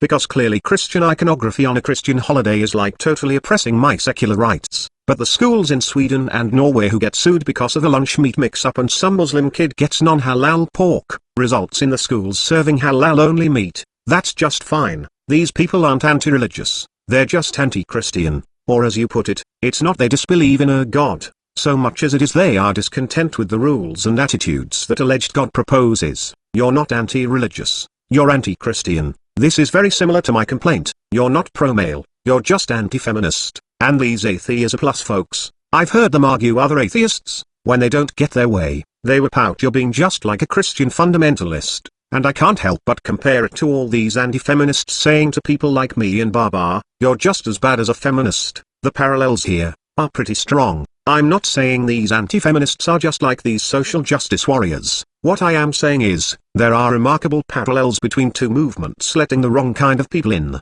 you said. You guys invited all of that into your house with open arms. Atheism, you asked for it, and now you're stuck dealing with it. You replaced the word atheism with MRAs, and that's my statement in the video series you commented on. Oh, and with rocking Mr. E coming up with MRA+, the parallels continue to amaze me. Okay, and now to respond to your second comment in the comment thread. And my original reply just magically popped back up in the thread, but fuck it, I am not redoing the first part of this video again. Anyhow, here is your second comment. Absolute rubbish. The traditionalists throwing men under the bus to restore us to our traditional roles is pure toxic and can very much be fought against. Yes, it can. But the problem is, if you read my comment, is that traditionalism throws men under the bus and then tells them they're heroes, and gives them respect. Feminism throws men under the bus for the exact same reasons and in the exact same ways, and then tells them they're shit and spits on them. Oh god, back to the traditionalism says feminism says. Traditionalism makes sense in that it says, we demand more of men than women, so therefore we give men more authority. Feminism says, we demand more of men than women, so therefore we blame men for everything. Traditionalism is honest in that it says, we insist that men be the protectors and providers of women because women need that. Feminism says, we insist that men be the protectors and providers of women because men for the last 10,000 years oppressed and subjugated women for their own benefit because they're sociopathic monsters, and now it's payback time. Also, because treating women equally has resulted in some very unequal treatment of women, because reasons. Traditionalism is consistent in that it says, we demand that women be treated more gently than men because they're less capable of dealing with adversity. Feminism says, women are every bit as capable of dealing with adversity as men, but they have more adversity to deal with because men are horrible, violent, rapey bastards. Also, Have you heard of he for she? It's a revolutionary new thing that looks exactly like traditional masculinity, except that the men are default villains instead of default heroes. I know, traditionalism punches you in the face and says you're a real man for not complaining about it. Feminism punches you in the balls and calls it sexual harassment that your balls touched their fists. Please, by all means, carry on with this dialogue because I can't wait to hear how it all proves we must accept traditionalists into our movement. I'm waiting for you to explain how we promote fathers' rights, by bellyaching about feminism, all the while we shouldn't chase off all the traditionalists stating that children belong with their mother, and a father's job is hunting down money and dispensing cash, like child support. I just can't wait to hear how this dialogue between these fictional characters, traditionalism and feminism, proves we must accept the matriarchal traditionalists into our ranks. Feminism has adopted and exploited all the most anti-male aspects of traditionalism, and has discarded all the pro-male aspects of it, and by pro-male, I don't even mean that men are treated well, just that there is some reward for the sacrifice, even if it's inadequate. Traditionalism said, hey men, you're not all bad. If you do X, Y and Z, you'll be a good man. Feminism says, hey men, you're pigs. Oh, and just go ahead and become male feminists because that's the only way we'll like you, except we won't even then, so sit down and shut the fuck up, you entitled bastards. How dare you expect one damn thing from the women you've devoted your lives to? Assholes. If feminism incorporates all the most anti-male aspects of traditionalism, and discards all of the anti-female aspects of it, then why should I not fight feminism first? Because it is traditionalism, marriage with traditional division of labor, that makes motherhood the default, making women parents, and men cash dispensers, which is actually the cause of the family being matriarchal. Furthermore, the traditional division of labor can change. Child custody defaulting to women can change. Feminism, even as you have described it, is female nature. Let me know when you can change or defeat female nature. You can build a society that does not capitulate to women's greed, entitlement, narcissism, and misandry, but you can't really make the tendency itself go away. So I guess you could fight feminism, but there is never a point of actual once and for all defeat of it. And like I said, it's actually the stay at home and be entitled to raise children, mothers, and the just make money and hand it to the wife to pay for her children, husbands. The traditional outdated division of labor here in 2015, when housework consists of flipping a few dials and most of the child rearing is done by public schools. It's this traditionalism, this woman's exclusive entitlement to raise and have custody of children, that makes our society matriarchal and places all the power in the hands of women. Feminism is merely the traditionalist woman's natural misandry surfacing a little louder, but sometimes it can threaten the stay-at-home entitlement of matriarchal women, who then join the MRM to fight against feminism's insistence that women leave their God-given matriarchal position to work like men. And then you got the mentally defective men who demand men work and act as cash dispensers to their stay-at-home matriarchal wives, though they call it putting women in their place, in the kitchen, and sexual dimorphism. And traditionalist women might want to rethink their fight against feminism. After all, without feminism to act as a scapegoat, men might just catch on it's this outdated traditional division of labor that is causing the divorce. The child custody being awarded to the mother, and his role as walking ATM. But men have feminism to point the finger at, and the traditionalist whore gets to say I'm not one of those icky poo feminists. I love and respect you. Now hand me your credit card before you go to work, so I can buy shit for me and my child. You big strong man you. So if anything, we ought to be fighting traditionalism first, but most importantly, we can fight both at the same time, and nothing you said here has explained otherwise. At least traditionalism allows for the possible existence of good men, and provides a system of reward and punishment for them. Feminism is still pissed as hell about having to even appreciate male feminists, and is still debating whether men can even be feminists, and only employs a system of punishments. Any desire for a possible reward is considered male entitlement, and therefore fuck you. Now, can you propose a system that as men would be happy with things, that is possible given humanity's perceptions of gender, that is better than either of these two options? Yes, anything, Christ almighty woman, anything is better than the two examples you've given. Anything, the total fucking meltdown, the apocalypse, the death of humanity, and the end of the fucking world, would personally be preferable to the choices you are describing. You describe the horrors and exploitation of men under traditionalism, and then describe similar horrors and exploitation from feminists who add the addition of saying fuck you pig, and then ask for a system better than those two. Any goddamn system. Human fucking extinction is better than those two choices. We can have a system where child custody does not default to women, We can have a system where women do not live as spoiled entitled princesses living off of the sweat, blood and tears of their indentured servants called husband. And we can have a society where a woman says I was raped, and cops say oh my, that's horrible. Can you offer any evidence though? We have societies where women can be arrested, or hell even put to death for leaving the home with her face uncovered. I'm sure with a little effort we can have a society where a woman hits a man, and he can hit her back in self-defense, or at least call a cop and her actually go to jail. Trust me, these things are very possible. Yeah, we can have a better world than the traditionalist one you are describing. You might think I'm a hack, but I've been thinking a long time on this. Go back and watch my Gender is Bumming Me Out video. If the gender empathy gap is real and unavoidable, well, what solution do you propose?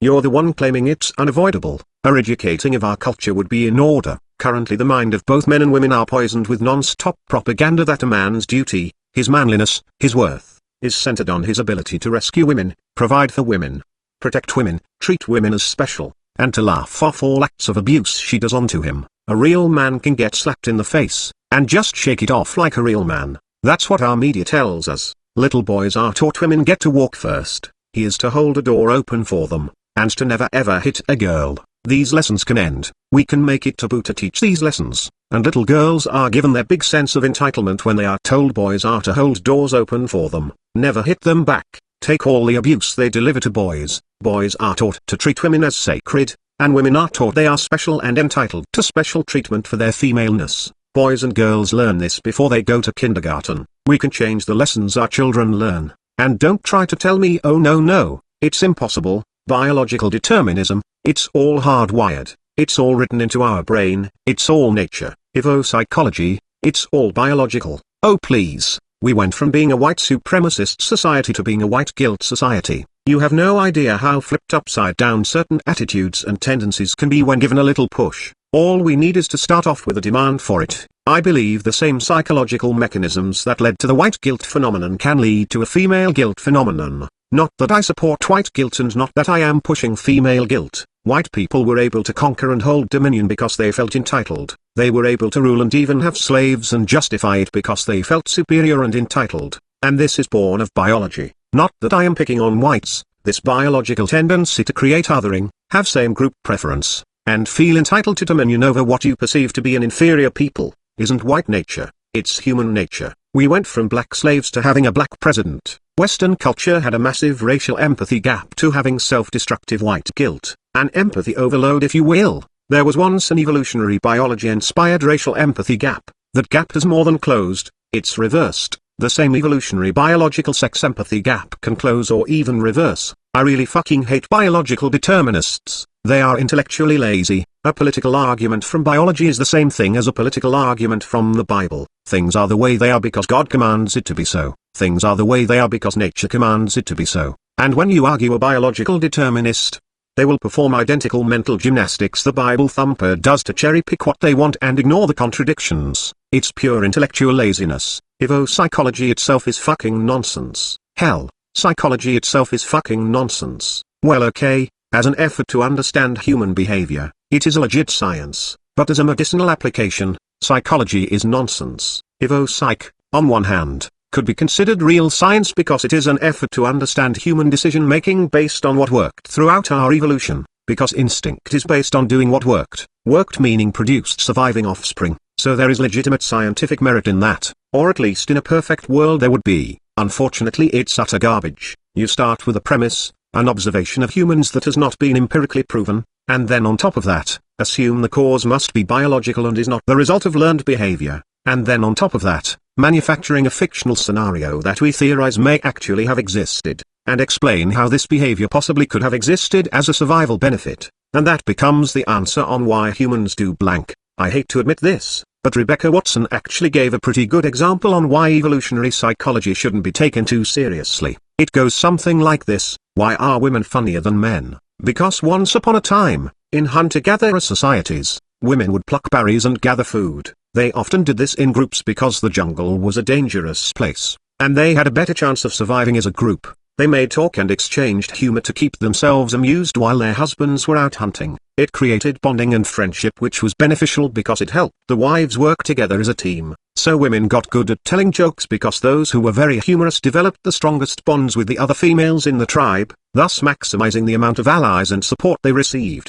Men on the other hand were always out hunting, which required extreme stealth, so they did very little communication, and if they had told jokes, it would have produced laughter, which would chase away their prey. So women were the ones who told jokes. It's all a matter of doing what helped us to survive. It's why women today are biologically predetermined to have an advantage in humor. That was her example, though I am telling it a little different than she did, but it was the gist, and she's right. You start off with an observation you have not empirically proven to be true, like any given race or sex of people are funnier, and then you assume upbringing and environment and life experience has no part in this whatsoever, so this is strike two. And then you try to explain this biological difference by concocting a scenario in our ancient ancestors' daily lives, that we only vaguely understand, and make the scenario somewhat plausible, not provable, just plausible, and then last but not least, remove any and all contradictions that don't fit, and the same is true when we start saying bonobos are like this, and so this is why humans are like this,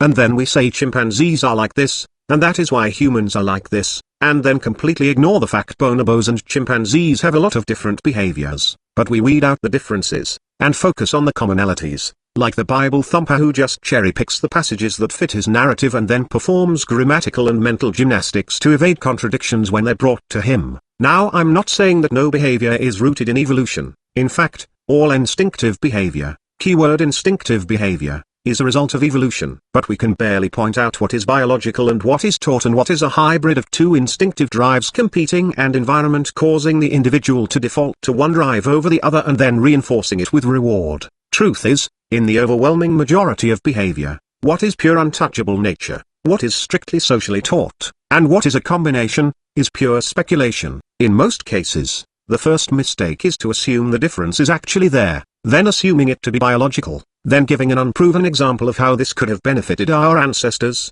while ruling out any also plausible way in which this could have actually acted as a detriment. Can you say pseudoscience? Just think of an evopsych hypothesis, and now concoct a scenario where the behavior could possibly have been detrimental. After all, we assume it is there for biological reasons that aided survival, so we manufacture ways in which it may have aided survival, but we ignore ways in which it could have harmed survival. Therefore, we're ultimately just making shit up. The bad thing about evopsych is, it's partially true. We really do have certain instincts, and these instincts obviously have an evolutionary reason to exist. But the fine art of manufacturing fictitious excuses to explain perceived differences is pure junk science. Even the migtogynocentric theory has to fall under this umbrella of pseudoscience. Is there a natural inborn tendency for men to prioritize women's safety over that of men? Probably, but we don't know that to be a fact. However, there is a strong reason to believe a protective instinct exists, but this says nothing of spoiling the bitches and capitulating to their demands. That's merely a guess. Keeping females safe, long enough to pop out kids, is one thing. How well they were treated isn't necessarily an evolutionary demand. Sure, we could manufacture excuses for this and that, but that's just guesswork. A problem with evopsych is it is a lot like looking at the present, and then scripting a fictitious history on how we became the way we are. All we need to do is ask, but is it plausible? And then calling that history book an actual history book. Evopsych has been used to explain homosexuality. It goes something like this: if homosexuals were born that way, if that way is a condition that cannot lead to offspring, then how is there such a gene? Shouldn't homosexuality be as rare if not more rare than being born blind, deaf, or being born without arms and legs? And the reply is, when primary caregivers died in harsher times, the children wouldn't have fared well going to the custody of relatives who already had their hands full with children of their own, but gay relatives without children would be able to take them in and care for them, allowing for their survival. So homosexuals served to aid the survival of the tribe. This is the genetic benefit of the gay gene. That right there is an example of some of the more far-fetched evopsych, and actually, this one can be somewhat proven false on the grounds that evolution does not work based on what benefited the survival of the tribe, it's based on what benefited the survival, thus reproduction, of the genes of the individual that survived. Meaning, even if gay relatives were there to raise children, their own gay DNA was never actually entering into the bloodline, just the heterosexual DNA of the children they were raising. So the theory can be busted on that, but goddamn, that was close to being an evolutionary reason why we have gays. First we start with the premise homosexuality is written into our DNA, a thing completely unproven, and then concoct an excuse to how it aided survival. but with enough imagination, I'm sure someone can get around that pesky technicality that it is not the gay people's genes that get passed on, but the heterosexual genes of those they raised. If psych wouldn't put a lot of faith into it. Biological determinism. The right-winger's stupid equivalent of the leftist's tabula rasa theory. One says all human behavior is the result of society, the other says it's all in our DNA. Both are wrong, and both are quite frankly stupid. Human behavior and human nature are not the same thing. Human nature is many instinctive drives, fears and wants, competing against each other, with the human mind in a constant state of turmoil. I'm in turmoil right now. Do I go to bed or try to finish this video? The deciding factors would be, am I getting paid to do this? Do I have a deadline? Will I let myself sleep in tomorrow? Can I function on less sleep? Am I really in a groove that will be ruined if I stop making the video now? Am I getting too tired to form coherent arguments? This is my turmoil at the moment. Our minds are always in a perpetual state of conflict. Our nature tells us we should be beautiful and fit. It also tells us that cheesecake would really hit the spot. So we are conflicted. Two instincts battling it out. Which one wins is based on many things. If you're a model or a boxer trying to slim down, it is vital that you forego the cheesecake. If you are 300 pounds, cheating this one time on your diet isn't going to lead to any great catastrophe. It also matters how hungry you are, and if there is anything else with less calories you can eat that would taste like a treat. And then there is just eating it and throwing it up. Lots of choices, always conflicted. That is the state of humans. And why we make any given decision is based on so many complex things. To try to say it's all just nature is ridiculous.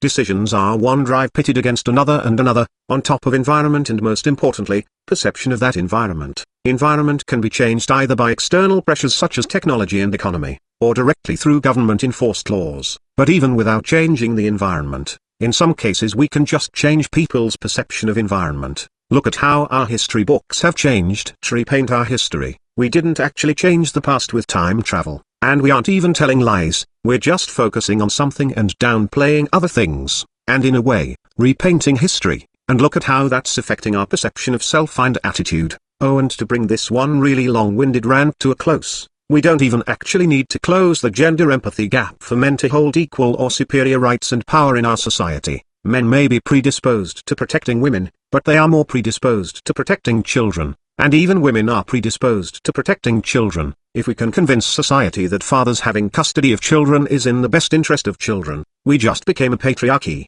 If we can convince society that female supremacism hurts children by proxy of it hurting men, that would have the same effect as closing the gender empathy gap. Have you noticed that while men put women on a pedestal to worship them, that worship is very conditional, and if they should stray from the strict parameters, they instantly receive hate? A man is one part misogynist, one part pussy worshipper. We can merely tap into the male fear of female sexuality, and his fear of being the bottom. We can tap into male insecurity, show him the threat, and let him react according to his biology. You don't really need to close the gender empathy gap, although you could set up a society in a way that induces female guilt.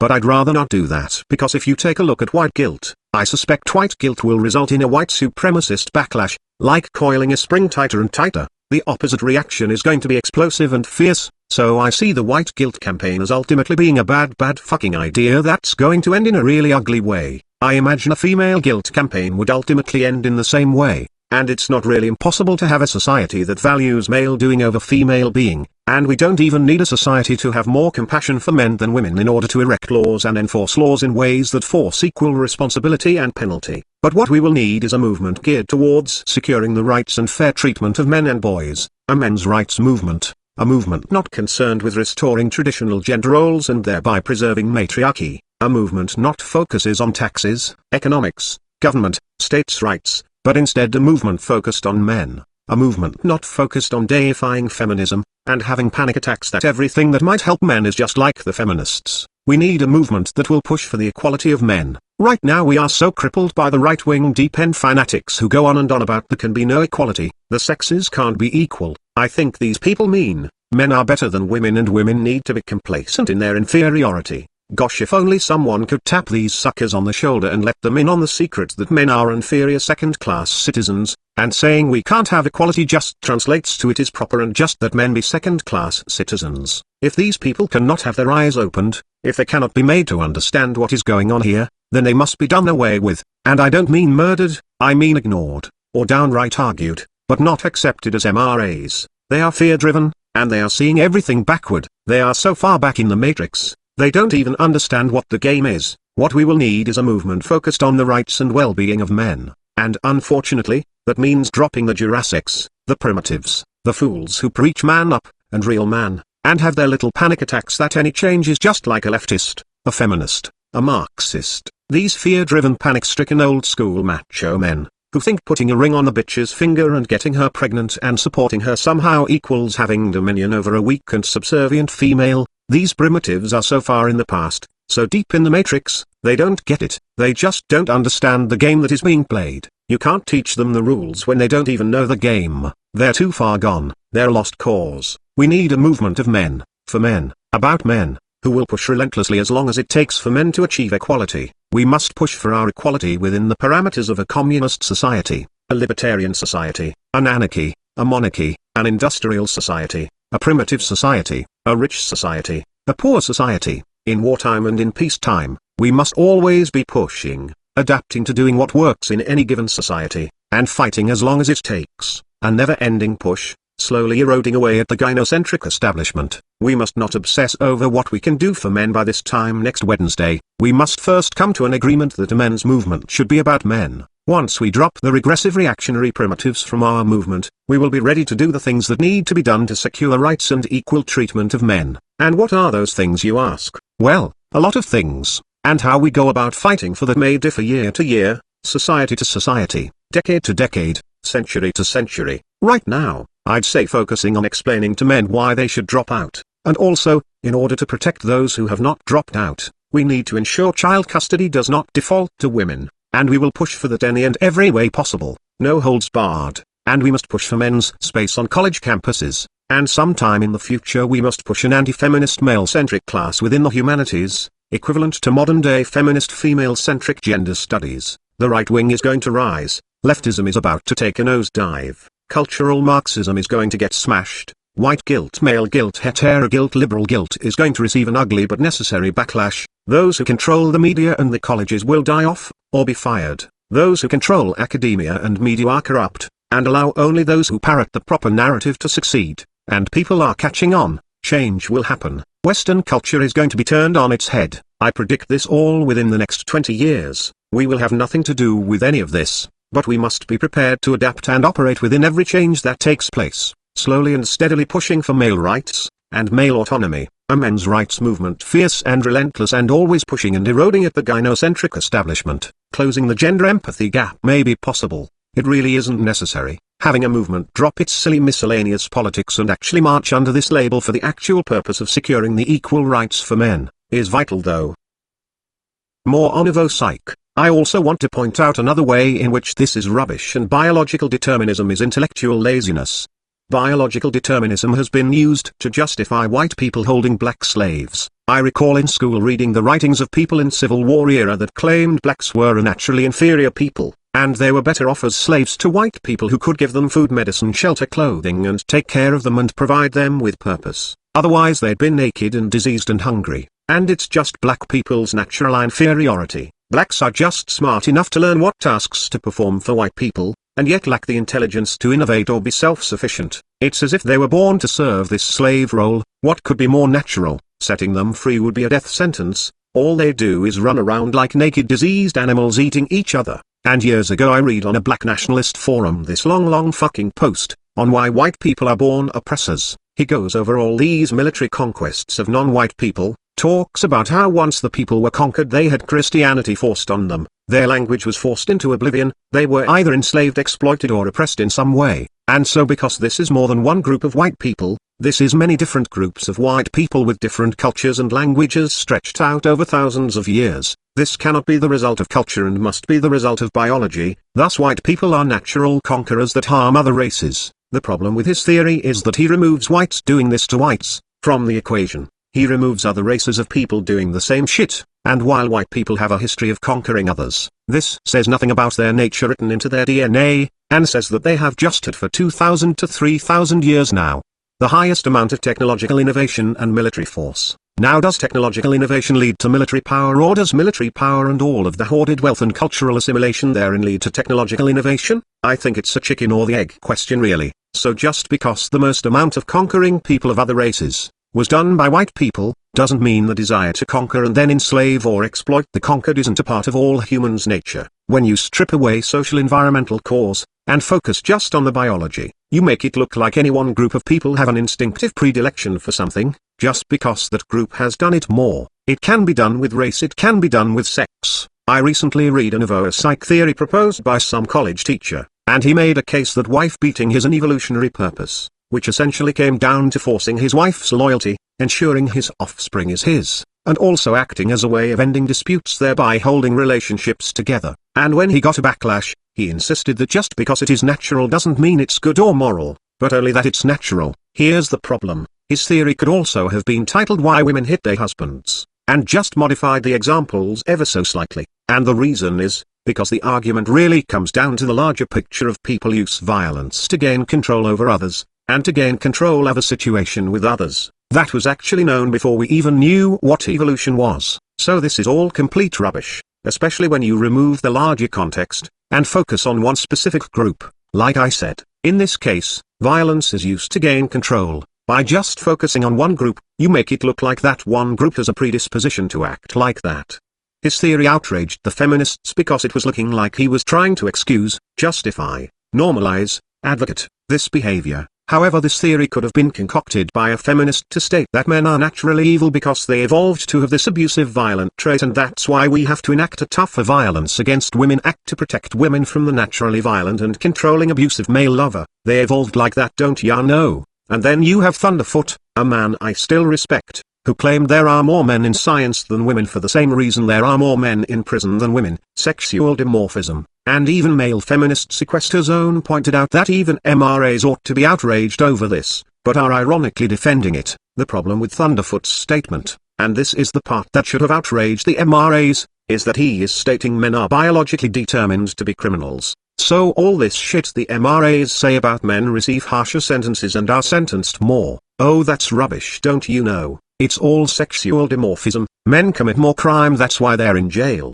So no more of this stating that there are so many men in jail for being falsely accused. The reason they're in jail is because they rape more, because sexual dimorphism, and all these men going to jail for hitting their wives, when they didn't actually hit the wife. Oh come on, of course they hit their wives. Sexual dimorphism. Some Asian college professor even proved with the very real and hard science of evo-psych, why men evolved to naturally be wife beaters. Clearly it's all just a case of sexual dimorphism, can't argue science. Women should be afraid of men. They beat and rape 1 billion times more because of evo-psych and sexual dimorphism. And MRAs can quit whining about laws that persecute men or courts letting women get away with murder, because as Thunderfoot pointed out, more men are in jail because biology determined them to be more criminal. Sexual dimorphism, don't ya know? Now if someone wants to argue that men do have a greater propensity to commit crime or violent crime, because of his biology, but that there are still far too many men in jail due to legal bias, and there are far too many women not going to jail due to legal bias, well then, just realize that firstly,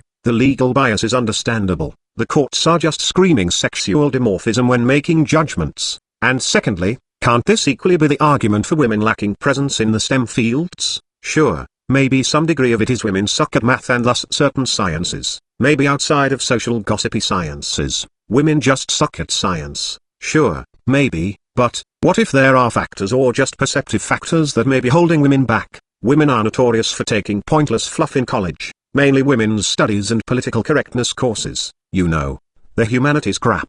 And they all want to be child psychologists because they don't think math is involved or some shit, or they get communications degrees. Now we could just yell sexual dimorphism and be done with it. But what if we did a better job of helping high school students to understand college, the student loan debt system, the courses, what they actually look like and actually entail, chances of graduating that course, the probability of job acquisition and salary after graduating that course? Maybe if this were taught in high school, people would make smarter college decisions. Hell, this could help us with our unemployment and student loan debt problems for both sexes. But whoa there, let's not work on fixing problems. Let's just scream sexual dimorphism. Maybe if we put out as many advertisements saying girls, don't get stuck being a welfare mother, avoid college fluff degrees like these, as we do anti-pot commercials, women wouldn't graduate and fluff, the student loan debt wouldn't be as it is, and we have less welfare and unemployment.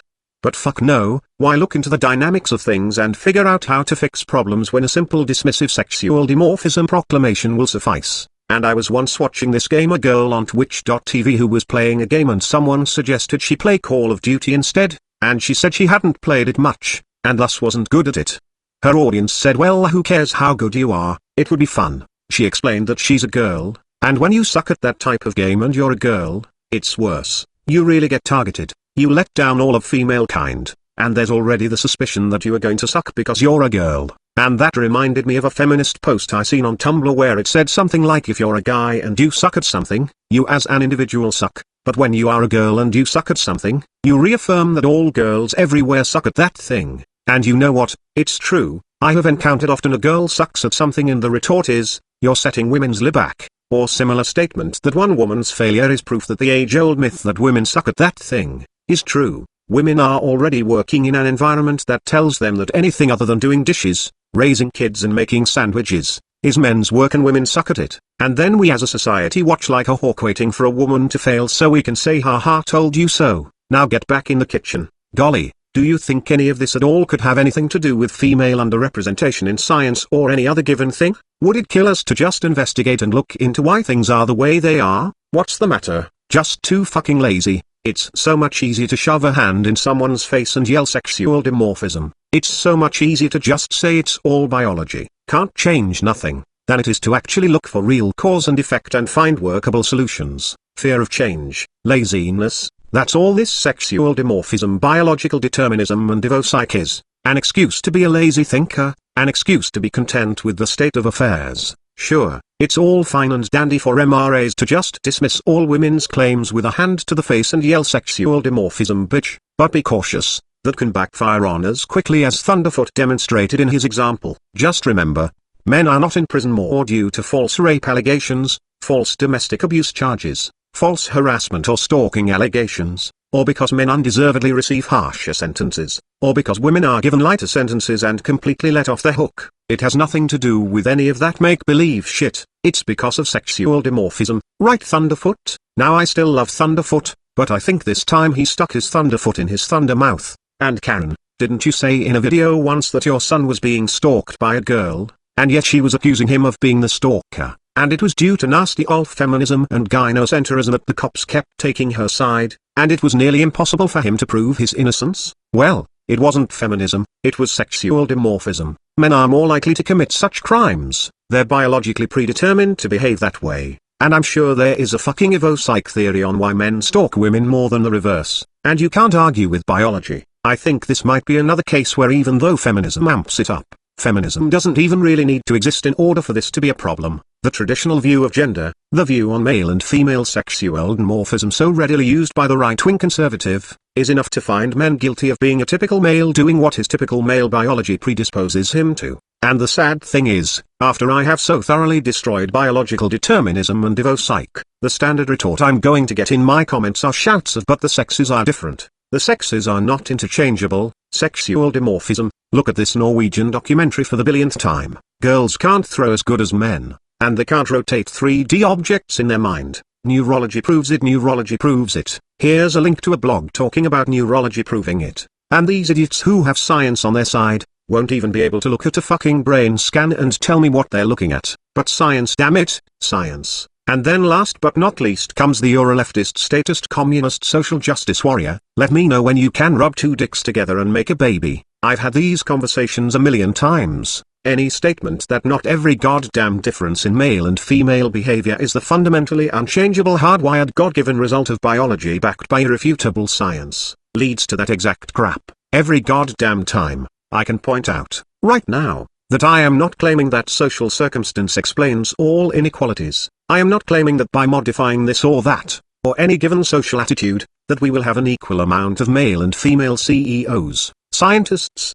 mathematicians, athletes, prisoners, and stay-at-home caregivers. What I am pointing out is, even with biological predispositions, there may still be roadblocks of some kind, legal, cultural, or institutional, leading to an under or over-representation of any demographic in any subject. It benefits us as a society to explore such possibilities with unbiased eyes to help us find or work towards workable solutions. And it is detrimental to our entire society to walk with prejudice eyes interpreting all inequalities as being ordained by biology and nothing but biology. Both the left-wing extremist, who believes all inequalities are discrimination because we're all the same, and the right-wing extremist, who believes all inequalities are a product of biological differences, both do our society a disservice. The social justice warrior on the far left saying enforce quotas and give handouts to those poor discriminated people, and the biological determinist on the far right yelling there's no such thing as discrimination, everyone is where they are because that's how God made us to be. Both of these groups are intellectually dishonest or lazy, and everyone gets screwed by it. The social justice warrior allegedly believes that we're all created equal, tabula rasa, blank slate, and thus inequality can only be attributed to discrimination. However, they don't honestly believe that shit. Most of the NBA and NFL are made up of black people, in spite of blacks being only a minority of citizens in the US. But they don't utter a peep. And the reason being, if they insisted that whites were being discriminated against, there goes the heart and soul of their belief system that whites are evil and are the cause of all suffering in the world. If they say it's because black people are better athletes, that shows there are biological differences, which goes against their belief that we're all created equal. The social justice warrior doesn't believe in the basis of his philosophy, he just has a grudge.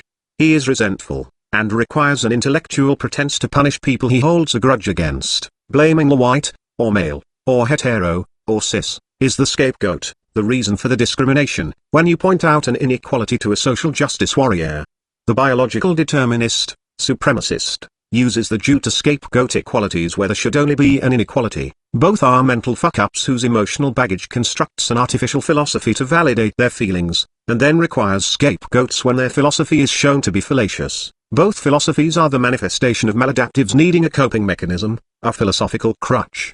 The biological determinist, the opposite of the social justice warrior, is not resentful, but fearful. Leftism is a resent-driven ideology. Rightism is a fear-driven ideology. They typically approach biological determinism from a position of biological supremacism. They fear some group of inferiors are not naturally inferior, or not as inferior as their current social status indicates. And I suspect this is why I get all that crap about the sexes are not the same. Science proves it. You can't rub two dicks together to make a baby. And all those hysterics. They are afraid, absolutely afraid of women being able to do things other than pushing a baby out of their pussy and nurturing it. And if you want to know why they are afraid, just go back to my videos Why the Men's Rights Movement Will Not Succeed Part 2, 3, and 4. It's that wanting to beat a strong independent feminist down with your cock and make her a submissive housewife. It's Matt Forney talking about college is a waste for women. It ruins them, gives them confidence, and a confident woman makes his dick deflate like a punctured tire. Yeah, that's exactly what is behind all the knee-jerk hysterics that the sexes are not interchangeable. It's all well and good saying, here's why these guys will fail. But there are times when a thing is doomed to failure through no fault or error on the part of the person trying. My BF was in R&D, at the cutting edge of silicon photonics and nanofabrication. Some things are simply physically impossible given our current level of technology. Some humanistic goals are likewise sociologically impossible, given the vagaries of human nature. Forgive me for coming off belligerent, but I think that thing you just said is as stupid as because nothing can move faster than light. Black people mustn't be expected to have full citizenship because sociology like physics has limits. It just kinda sounds that stupid.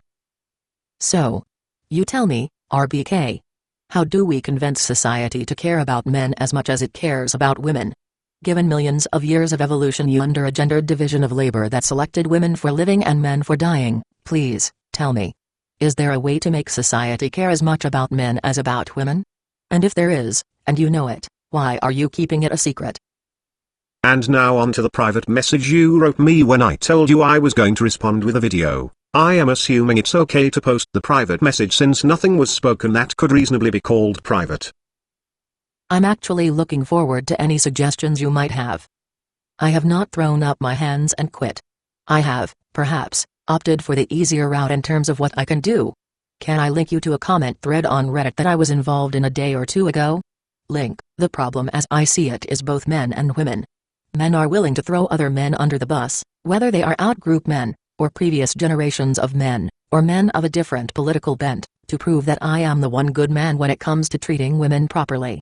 might have something to do with being raised in a culture where a man's worth as a good human is based on his ability to protect and provide for women, in a culture that says women are and always have been oppressed and abused. Rock icon John Lennon singing "Women are the niggers of the world." Men and women both raised by their entitled matriarchal mother who teaches them men are pigs. Women have entitlements. Men must learn to be good unlike their rotten father who's too busy being in jail for not paying child support. Speak the wrong way about women and you get fired. In this harsh matriarchal culture, male goodness is defined by his servitude to women, and in a way, doesn't your argument come down to many men proclaim to be animals when men are attacked for oppressing women? I'm sure if our culture were less misandrous and more misogynous you'd see women playing up the Nawalt the same way. Like I said in my last comment there, American men vilify Muslims by saying Islamic societies treat their women like shit, and fundamentalist imams vilify American men by saying America treats its women like shit. Because that is the narrative and the talking point from our leftist media, the great accusation thrown at the Muslims, and they must defend their position. Thus it's a manufactured talking point. If America were less leftist, less feminist, less matriarchal, the talking point might be over how they treat their kids like shit, to which they'd pull off the mental gymnastics and retaliate with "No, you treat your children like shit." Blackstone vilified the men of previous eras by saying those men back then treated women like shit, but men these days are better than that. I don't know who Blackstone is or the context. Maybe it was in that link I didn't feel like reading. Anyhow, that's what our schools and history books teach us. The left-wing extremists, the cultural Marxists control our academia and media.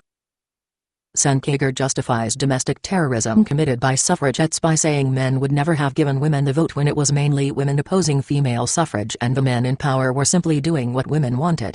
You mean the left-wing extremist from the Young Turks? Yeah, well, he'd downplay female violence for the same reason the KKK would downplay white racism, or neo-Nazis would deny the Holocaust, or feminists would downplay female violence, or the Black Panthers would downplay a black riot. It's in their political philosophy.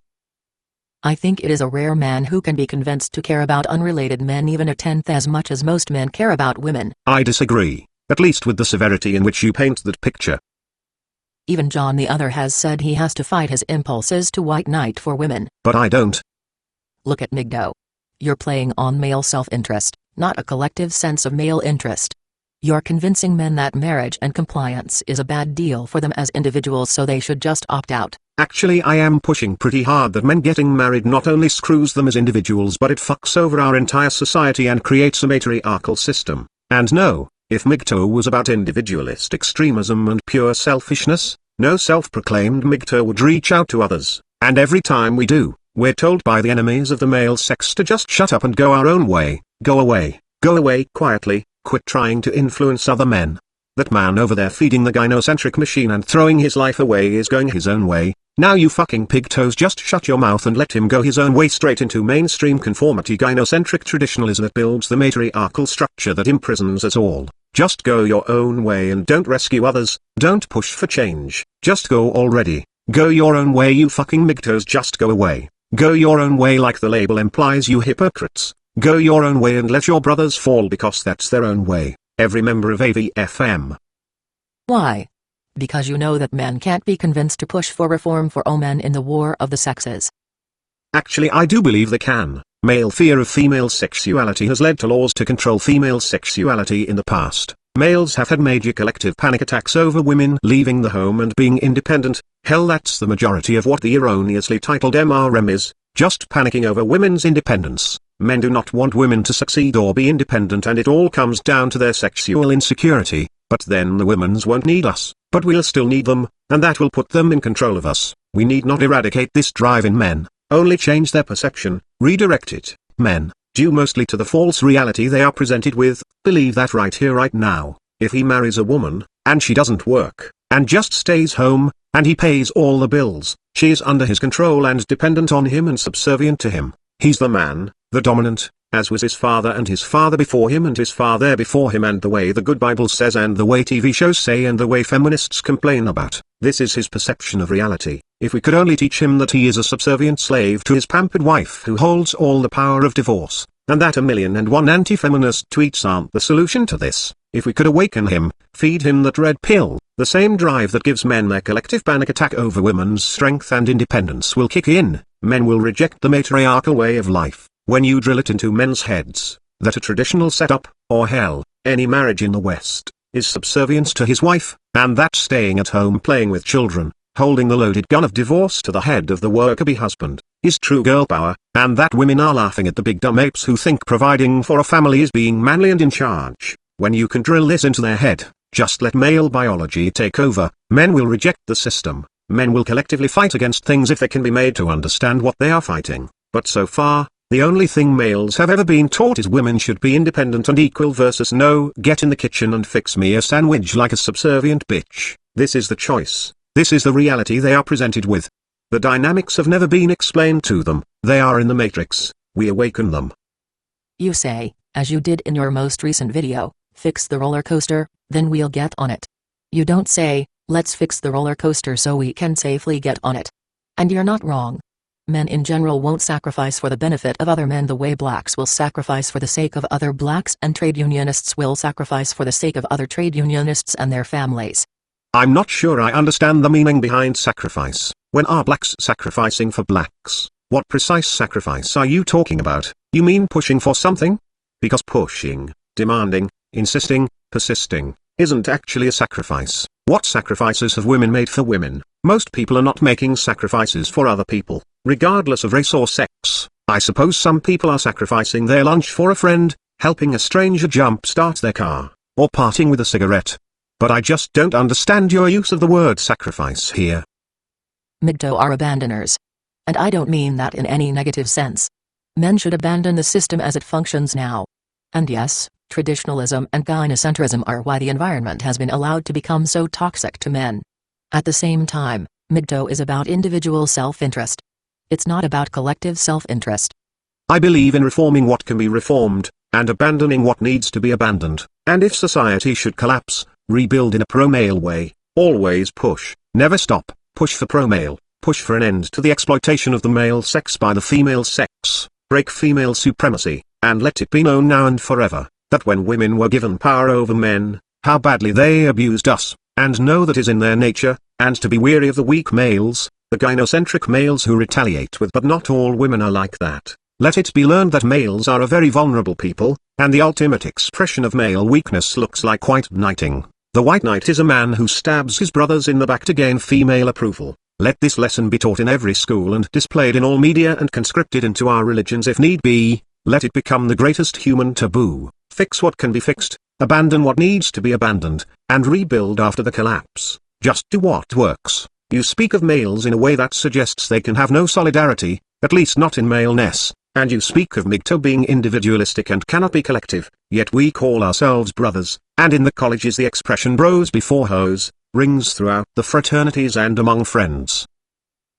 Ask a MGTOW whether he's willing to die for another man. Not a good man, not a great man, not an important man, just a man. Hey, if I were hanging out with Barbarossa and someone pulled out a gun and took a shot at him, I would not hesitate to toss John the other in front of that bullet to save Barb's life. I am willing to make that sacrifice. Oh wait, you meant would I sacrifice myself? God no, I am far too important to die. This movement needs me. Obviously. Ask him that. See what he says. And then ask a traditionalist whether he is willing to die for a woman. And he'd probably say no. Very few human beings are willing to actually die for other human beings. Ask Anita Sarkeesian if she is willing to die for Jessica Valenti. Ask all those gaming journalists that take up for all their little social justice warrior friends if they are willing to die for each other. None of them are, nor do they need to in order to cooperate. Highly selfish, narcissistic, individualistic, cutthroat sociopaths can work together and even make small sacrifices for each other when all of this ultimately suits their own benefit. They just don't hesitate to stab people in the back when it becomes profitable or without consequence. But so long as the environment guarantees their success through cooperation, they can cooperate and cover for each other. And as far as men not sacrificing for each other, tell that to the overwhelming male majority of firefighters, police officers, and soldiers, who chase down bad guys, rush into burning buildings, grab their medical kit and run across the battlefield praying to God while dodging bullets to get to a fallen comrade. And how many women are taking bullets for each other? Some. How many women are willing to take a bullet for men? Well, count the female soldiers, firefighters, and police officers. Can men sacrifice for men? Yes, Absolutely. Now if the question is, how many women will sacrifice themselves for other women in the name of female empowerment versus how many men will sacrifice themselves in the name of male empowerment, and the answer in both cases is, practically no one. So it's all rather silly. I think a problem you are having here is you have repeated examples of gynocentrism and the sinking of the Titanic so much that you rephrase them hyperbolically and then continue to do this until you paint this picture in your head of men on the great average being these self-sacrificing creatures dying to defend women. And while I believe there is some truth to this, that men are more willing to go to bat for women than the reverse or for their fellow man, most humans will not actually risk their lives for strangers regardless of what sex anyone is, nor is this needed for men to put an end to unjust treatment that has ultimately resulted in a female supremacy where being male makes him a villain, and marriage makes a man the subservient bottom to his matriarchal wife. And keep in mind that in our current climate men's decisions to stick up for women in any way at all, is heavily tainted by the fact he is raised by his stay-at-home mother and her female view of men, and then post-divorce the only parent he knows is his sexist mother and her sexist friends who won't hesitate to talk about what rotten and mean creatures men are, right in front of him, and then he is taught as a young boy to protect women. Women are special, he has a duty to protect them, you know, teaching traditional gender values that may have served a purpose in the Victorian era but are grossly out of date. And then he is raised on various media telling him inspiring tales of being a hero and rescuing the princess, and then he goes to school where he is then told that his male ancestors cruelly beat women and deprived them of their human rights and chained them to the kitchen sink and enslaved them, and how there were so many brave and strong and intelligent women whose contributions to the world were stifled by evil male sexism, and that even to this day women are treated like shit and targeted for violence and raped a billion times a second and paid half as much and treated like shit because men are evil. And then the girls in class are like, oh my god, you men are horrible creatures, you're all pigs. And then the boys are like, oh no no, not me, not all men are like that, I'm a good man, I'll respect you and defend you. And eventually he just breaks down and either becomes a male feminist or a downright misogynist, or in some odd cases both. Gosh, you don't think some of the social programming might have a little to do with male preference to defend female kind? And again, practically no one is taking a bullet for anyone, nor do they need to in order to push a socio-political agenda. Hell, ask a migto like John, who has to talk himself out of putting his life on the line for some random woman. Ask John if he's willing to die for this cause, for the common cause of men. Ask him if he's willing to do it because he had to talk himself into it, and then consider that he had to talk himself out of being willing to die for a woman. And yet rape flows freely during wartime, as far back as Alexander the Great telling his troops to take wives to spread Roman blood into the Persian blood, an ethnic cleansing tactic. There has been cases of organized rape in wartime, even being orders handed down from military leaders. This has happened in the ancient world and in past decades. We're not talking about one individual soldier stressed and shell-shocked, doing something nefarious. We're talking about organized efforts of male soldiers, sometimes military leaders declaring rape as a war tactic. And then you have the countless men working in groups running human trafficking. Then you have the Judeo-Christian Bible, where there are accounts of how men treated women, were just works of religious fiction or not. These sacred books are the moral backbone of Western culture for nearly 2,000 years, tucked under the arm of every man able to read, that reduced women to property like animals, and God was totally cool with raping them. There are many passages where take wives and have the women, meant by force, and this was the sacred book. The moral backbone of Western culture, and in Middle Eastern culture, they do a pretty good job of stripping women of their humanity, and reducing them to property of men, somewhere between the feminist view that since the dawn of time men have just been beating and raping women for sport, it's a social norm, a tradition passed down from father to son, and your view that all men are programmed by their biology to serve, worship, and protect women, ready to throw themselves under the carriage for any and every woman at a moment's notice, and incapable of fighting back to defend himself against her assault. Somewhere between these two extremes is reality, and my view is, life has always been brutal for both sexes. The brutality looked different for each one since the roles and lifestyle for both sexes have historically been different, and yes, there would be a tendency found in both sexes to protect the life of women more so than men, to maximize offspring, because of limitation of reproduction. We've spoken about society structuring its roles and laws in a way that shelter women. Shelter them from what? Other men, of course. So as much as I am convinced there is a tendency to protect women, let's not stretch this alleged tendency to the point of it being an obsessive, unchangeable and inescapable hardwired compulsion to worship, pander, and capitulate to them. And just because it was the life of women being protected by men, doesn't mean her personal wants and happiness was being protected by men. You're also conflating men keeping women alive, with men sacrificing their personal happiness for women's happiness. You're conflating social structures to protect women's lives, for being social structures to maximize women's happiness. The point you're trying to make, men cannot unite as men against women. Well, up until just yesterday in our history, there hasn't been much of a need for that.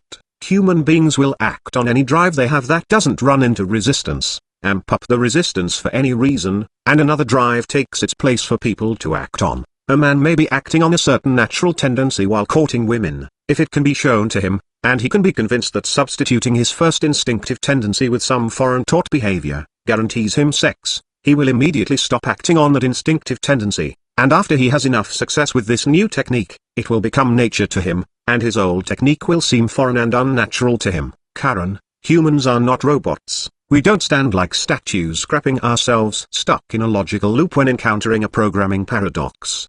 The tendency to hit when angered. The tendency to take things. This is clearly and undeniably as hardwired instincts can get. Yet we teach our children not to hit their playmates and not take what doesn't belong to them. Well, why bother even teaching this if it's so hardwired? And the thing is, these two hardwired instincts are a lot stronger compulsions than sex. They existed in our minds before we even knew what sex was. And even with teaching and laws, people still hit and steal. But I think we can all agree it would be happening on a far more rampant level if we neither put laws against it, nor taught our children that it was wrong. So even the most basic fundamental hardwired instincts humans have, can be greatly altered in the majority of people. Furthermore, men voting on things that hurt men while empowering women, I'm going to argue that isn't even really human instinct. That's mainly a misunderstanding of cause and effect in a very confusing and complex political environment, including the liberal guilt propaganda he is raised with. Also, while I can't speak for John the other personally, I do believe most men being willing to step in and break up a fight is based on protecting a weak and helpless victim of a bully. If a strong man seen this woman beating up some scrawny little white guy, he might jump in and break that shit up, if he wasn't afraid of getting his ass beat. If a fully grown woman was beating on some small child, people would probably step in. If there was a woman beating up some old elderly man, people might step in. If there was a woman beating up a man in a wheelchair, people might step in. The real issue is the power dynamic, or the perception thereof. In the video where a male and female actor are walking through a public area and they get physical with grabbing and pushing. The man does it to the woman and a few people decide to step in. The woman does it to the man and no one steps in, but some people laughed at it happening. We could interpret this as social misandry, and in some way it is, but the power dynamic here is a big strong man getting dangerous with a weak and vulnerable female. When the reverse happened, people seen a tiny little girl harmlessly slapping some big jock, and so people didn't get a sense of alarm over the spectacle. At best, it was amusing. On the old cartoon The Flintstones, Bam Bam grabbed Fred by the arm and flung him back and forth violently to a laugh track. This amused the audience because of the power dynamic, or the comical effect of someone that small shouldn't be able to commit such a feat of strength. But had Fred grabbed little Bam Bam and swung him back and forth, slamming him head first into the floor over and over, this wouldn't have been too funny. The FCC might not have even let something that fucked up air on a kid's cartoon, but letting them sell cigarettes was okay apparently, so who knows. The point is, a lot of what is being pointed at as gynocentrism in this case is actually just society's perception of the power dynamic. Now obviously there is always going to be some white knight seeing any kind of violence against a woman, even that which is deserved, and use this as an opportunity to gain favor with a female. I mean, we had Stone going on a multi-week rampage to defend Femitheist Divine against AVFM for doxing her, yet when thanks to Aaron Clary, Sandman Stardust and Barbarossa got doxed, the most Stone could muster was support for Aaron via snarking at Barbarossa in Aaron's video comments. He'll defend Little Miss Castration, but not his own brothers fighting for male human rights. Sure, there will always be male white knights trying to earn affection from a female by running to the rescue, regardless of the power dynamic. However, when we look at the video of the male and female actors portraying public relationship violence, we could say, look at how feminism causes men to be abuse victims, and believe that just fighting feminism would somehow make situations like this magically disappear. And we could take your biological determinist approach and say, yeah, well, that's the result biology, until every man is willing to take a bullet for every man, that shit ain't ever gonna change. Or we could take my approach of seeing the actual cause and effect, the actual mechanics of the situation, and use this to explain to people that the man, though bigger and stronger, was unable to hit back for fear of arrest and fear of physical confrontation from bystanders. Thus he was actually as weak as a man with his legs and arms tied behind his back. because society and law enforcement did tie his hands behind his back. And perhaps in the future if lectures can be given in schools and in media about how men are abuse victims because they can't hit back, and women who take advantage of this are very dangerous, or that because men can't hit back it encourages female violence against men, and if the police force could be lectured to take female on male assault very serious because social perceptions that girls don't go to jail, actually encourage women to assault men. And you know what, I seen a viral video filmed in, I believe Japan, where this guy was on his knees, and he was crying, and saying he was sorry, and this woman kept slapping him over and over and yelling at him, and it just kept going on, and there was a woman who said you don't have to take that from her and told the woman to stop hitting him, and there's a woman standing up for a man against another woman. It was a weird video, people were thinking the two people in it might have been playing a hoax, and then you have a video, and I am going to link it, called When Guys Hit Back. It has something like 300,000 views, and a very high approval rating. It's a compilation of girls getting violent and guys breaking the chivalrous traditional gender role and hitting back, and that video will have many suggestions in the right-hand search bar of similar videos of guys hitting mouthy drunk bitches, or hitting back in defense. These videos often have hundreds of thousands or millions of views with extremely high approval ratings.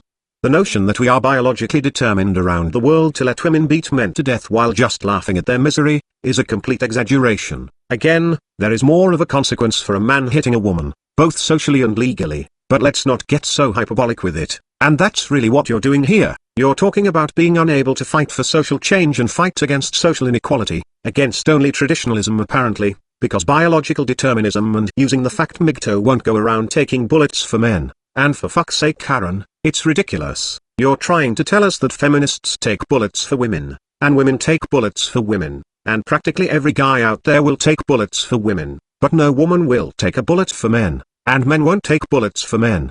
Goddamn, almost no one will take a bullet for anyone. You have yourself wrapped up in hyperbolic hysteria, and it's not good for you. It's not healthy, it's not a healthy attitude, and ultimately, it's not beneficial. Like I said, we can blame the inequality in treatment of public violence on feminism and swear that if feminism were defeated it'd all just magically go away. Just fight feminism, do nothing else. We can call it all unfixable human nature, or we can have a more sane and rational approach and examine the power dynamics and society's perception, and work to alter the perception. Again, I can't speak for John the other, but most men who step in to save the woman are actually running on a part of human nature that protects the lives and well-being of weaker, helpless individuals, and detests bullies. Gynocentrism is barely even a part of that. I do believe that gynocentrism makes men more willing to act in disposable ways to protect women than the reverse, and that there is a biological evolutionary reason for this, just not to the cartoonish degrees you are portraying.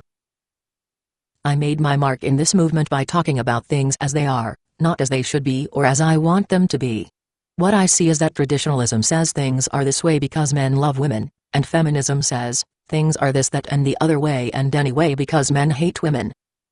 Oh, for crying out loud, we're back to this nonsensical dialogue between two fictional characters called feminism and traditionalism. Traditionalism farts in your face and says haha you got farted on. Feminism takes a diarrhea dump on your face and accuses you of having a scat fetish. Traditionalism throws you to the alligators and says see you later alligator. Feminism wraps bacon around your cock and throws you in a dog kennel and after you get your dick bit off, accuse you of bestiality. Traditionalism ties you to the bumper and drags you 2 miles down the road and then says wow you're still alive, you sure are tough, and remember real men don't complain about abuse. Feminism runs you over with a car over and over and then says hey, your broken rib punctured my tire, I'm suing, but hey, I got a more realistic dialogue for you. Feminism says I am a strong and independent woman who doesn't need a man, but the fact you haven't screwed in this light bulb for me proves you're a misogynist. Traditionalism says thank you honey for all your hard work. I'm a good wife, not some nasty man-hating feminist. But I swear to God if you lose your job and can't afford to keep me spoiled, I will divorce you, take your kids, take your house, take your car, turn your kids against you and make you pay child support because us dainty females are too stupid to get jobs and be self-sufficient and need men to pay our bills for us, tee-hee. And then you have a thing worse than either feminism or traditionalism, women. Women say thank you honey for all your hard work, I'm a good wife, not some nasty man-hating feminist. But I swear to God if you lose your job and can't afford to keep me spoiled, I will divorce you, take your kids, take your house, take your car, turn your kids against you and make you pay child support, and then call myself a feminist. support laws that claim men who breathe are committing rape, and then find a wealthy beta male who probably calls himself an MRA and then knock off my feminist shit long enough to convince him I'm that Rena Walt, and then proceed to do to him what I did to you. And I can keep up this routine forever because the most men will ever do is blame feminism and white knight for our vaginas by screaming "No Walt, girls rule and boys rule, tee-hee." I'm sorry, I can't accept that a man who doesn't jump in front of a bullet for a woman is a coward and a misogynist, but a man who does jump in front of a bullet for a woman is only doing it to keep her subordinated. This is why I attack feminism. Feminism's foundational premise is that men hate women. Everything I've seen, including how men vilify men of other cultures and how men vilify men of other eras, tells me that men lack the ability to truly unite as a bloc. Even MGTOW doesn't offer men solidarity, it only offers them peaceful solitude. Anyway, I look forward to your video. And I do appreciate you, and anyone else who is able to make me think deeply about these things. Again, I need to point out that you are making the silliest argument, your argument. Beneath all the dialogue between feminism and traditionalism, essentially says that feminism treats men a little ruder, therefore we can't fight traditionalism, we have to fight feminism. You claim we can't fight traditionalism because biological tendencies, gynocentrism, yet confess that feminism is a product of female nature and that it is based on traditionalism, which means you can't fight feminism either. You seem to also be stating men should just accept traditionalism, which is a slightly lesser ordeal, like, it's unfair and exploitative, but women within a traditionalist setting pay men fake compliments to keep the exploitation going, and false flattery is better than genuine insults, I guess. You seem to be saying that traditionalism can't be fought unless all humans everywhere have greater or equal emotional compassion for the male sex than the female sex, assuming this is, or is close to, what you're trying to get across. Let me just say you're wrong. A genuine altruistic compassion from the oppressor class is not actually required. There are other ways for a demographic of people to fight for their civil rights and win, though the group doing the fighting will have to care about actually getting the equal treatment they are demanding. In the black civil rights, black people, particularly those doing the activism, had to actually give a shit about black people being allowed to eat at white diners, drink at white people's fountains, and sitting anywhere on the bus they wanted. If the bulk of black rights activists were just using black rights as an umbrella to march under to fight right-wing politics, I don't think they would have won. If this is a statement on my video series about the MRM has to care about men, I should clarify that caring about men at the very least refers to acknowledging that this is a movement geared towards balancing the scales of power and privilege between men and women. This is not a movement whose goal is to cut taxes. The men's rights movement is not here to fight the Democrats or leftism. We're not here to end statism and promote anarchy. We're not here to fight homosexuals. We're not here to make gays feel accepted. We're not here to end tariffs. We're not here to get revenge on the popular kids. We're not here to fight white supremacy or black supremacy. We're not here to fight the Jews or the Illuminati, although it is heartbreaking that 6 million Illuminati died in the Holocaust. We're not here to make women more feminine.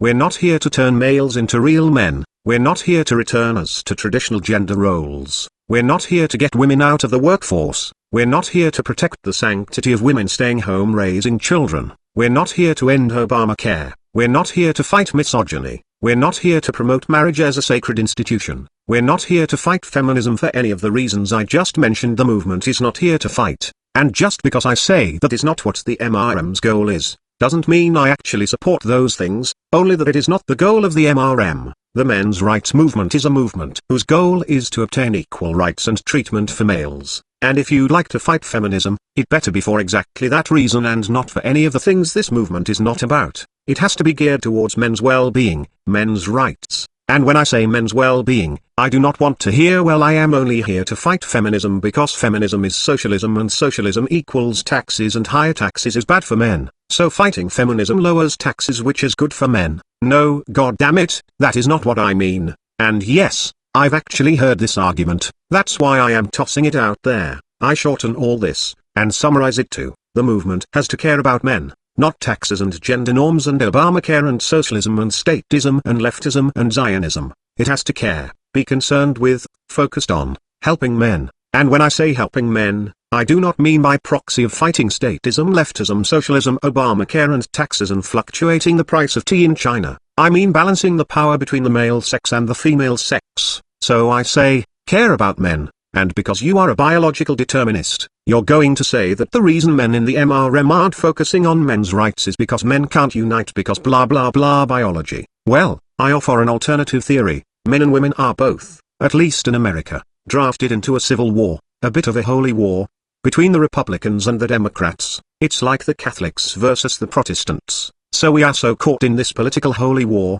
it shapes our perception of self, it becomes our identity, it shapes the lenses in which we see the world, it hands us our values, and gives us the superiority of being a know-it-all. It can even give us a moral ground to work with. We are the good guys, and the people over there are the bad guys. All evil comes from them, only we are right, only we are good. This civil war is very deep in our hearts. All of the false and stupid reasons people in the MRM are fighting feminism, has to do with feminism is left-wing and MRM is thus right-wing. All this Stradcan shit is conservative that is right-wing. The talking points that have nothing to do men are always this or that right-wing issue. If you tell them to quit going on and on about this right-wing issue, they call you leftist. Whether you turn on the TV, the radio, or pick up a newspaper, you are saturated, downright programmed with left-wing and right-wing political ideology. Eventually you choose whatever floats your boat, left or right, and then you tune into those radio stations, read those newspapers, watch those television programs,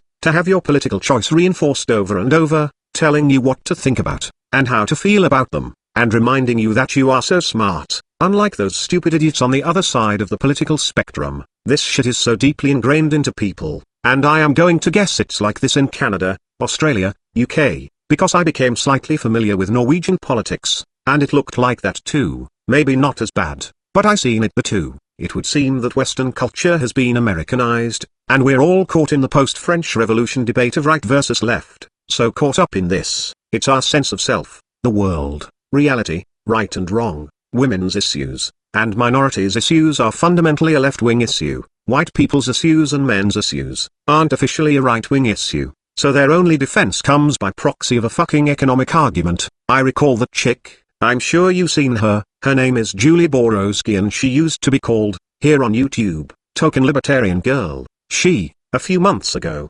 made a video about why it's okay for big business to discriminate against blacks and gays and other minorities, because it's like totally good for free market capitalism. Down with big government. Government are the ones that enforced racism anyhow, and you know what, I think I've heard both John Stossel and Stefan Molyneux make that argument. In fact, Stossel had to, because Julie has never spoken one original idea. She just writes down what John Stossel says and then makes weird hyper faces at the camera and repeats his speeches. Anyhow, I heard someone once tell me that the right wing attacks women and minorities via proxy of economics and the left wing attacks economics by proxy of advocating for women and minorities. I have no doubt this is false, a poetic jab at how political discussions work, like Godwin's law, but, I have to admit, there is a little bit of that synergy between the two camps. The argument does often appear to come down to one saying to hell with women, gays and minorities, big business first, and the other says to hell with economic prosperity, women, gays and minorities first. So for the chronic right-winger so deeply culturally programmed to rationalize and conceptualize the world through certain mechanisms, for them to make an argument, they have to say, but what about the free market? Or, but what about my taxes? I say, what about the men? And they say, what? I don't understand the question. What about the free market are you talking about? The sad truth of the matter is, civil rights is a left-wing issue. A men's civil rights movement can't fall on the left, because according to the left, all inequality and all human suffering is caused by the white heterosexual cisgendered male, good old white supremacist patriarchy. We, by virtue of being male, are enemies of the left, and yet the right isn't programmed to fight for the civil rights of anything. Human equality isn't a part of the right-wing thought pattern. Thus we get all this down with feminism because of taxes, socialism, cultural Marxism, and it's why we aren't hearing down with feminism because it hurts men. Oh, we do get some of that. I just doubt the sincerity of a good portion of it, but hey, I'd rather hear someone fake compassion for men than saying not my taxes, because at least it draws a proper blueprint of what we are supposed to be doing. So while I'm sure your excuse for the phenomenon I am complaining about is men aren't biologically wired to give a shit about men, I'm telling you our culture isn't socially wired for right-wingers to care about civil rights of anyone at all, and the left wing, all about civil rights, have deemed men to be the cause of all gender inequality. You say biological programming is acting as a roadblock, I say social programming is acting as a roadblock. So anyhow, Karen, it is not necessary to close the gender empathy gap, nor do we need to get everyone on board with men's rights. I don't even know if we need as much as 1/4 of the population. We don't need a majority. We just need a minority that never stops pushing, a constant process of erosion to grind down the gynocentrism in our culture. This movement, be it MGTOW be it MRM, honestly isn't even ready for a political fight. Neither group has really gotten its head out of its ass long enough to figure out what we are doing. We are still in a process of figuring things out. Many of us are still debating what is or isn't feminism, what is or isn't traditionalism. We are still trying to figure out what the hell masculinity is. In time our understanding will deepen, our words will change. The language itself will change. The arguments between us and tradcons and feminists will change. The talking points and the language we use will change. We don't need to be the majority. We only need to have a clear goal and persistence over many generations, being uncompromising in what our goals and demands are, to constantly erode at the system and slowly change cultural perception. So enough about the gender empathy gap. It's a pointless argument. Furthermore, I believe MGTOW is a part of male nature. I'm gonna copy-paste a portion of an old comment of mine. History is filled with men attempting to control female sexuality. He wishes to control it, because he fears it, yet cannot escape it. This means the desire to escape is there. A desire a person has, that was not socialized into him, is an instinct. A male desire to be free from the gravity of women's sexual power, is a part of man. There have been myths of men building women out of clay or other substances, bringing them to life by magic. I believe some of these tales were based on a male fantasy of creating his own woman, so as to not be a victim of women's mating selection. There have been television shows like Weird Science, and other Hollywood fictions where a man builds a robotic woman. In the male mind, conscious or unconscious, there is a knowledge that his value is determined by women's capricious mate selection process, and that his sexual fulfillment and thus happiness is centered on women's approval. The fantasy of building your own woman is a desire to escape this. These shows, movies, comics, stories, and cultural mythologies show men's desire to be free from the power of the pussy. MGTOW is a part of man. Again, Weird Science was a hit comedy show about two male nerds who used science to create a super hot woman. This artificial woman had in some regards superintelligence, like a mother, and yet had to be socialized and taught, like a daughter. Spot the male sexual fantasy here, and it resonated with a male audience. The urge to be free from the gravity of a woman's sexual power, to hold and own and control that power, to remove it from woman, so as to escape the power of their judgment and influence, is a part of the male brain, and we can see this working itself out in fiction. MGTOW is a part of male nature. With the never-ending increase in technical knowledge and philosophical knowledge, man's dream of sexual sovereignty will prevail. MGTOW is male nature, and it is our future. And that's the end of that comment. I'm going to add to that and to what I said earlier. You don't have to even really fight biology, you only need to change society's perception of things. Most, or at least many, of the tradcons who have argued me, have insisted the sexes are not interchangeable, place emphasis on women have to stay home with children, because women can't work. Women just can't work. They're far too stupid, feminine, fragile, and all around too female to work. They suck at math, they're not creative, they got bad hand-eye coordination, they can't rotate 3D objects in their mind very good. For the life of me I can't think of a job requiring that skill, but okay, they can't work.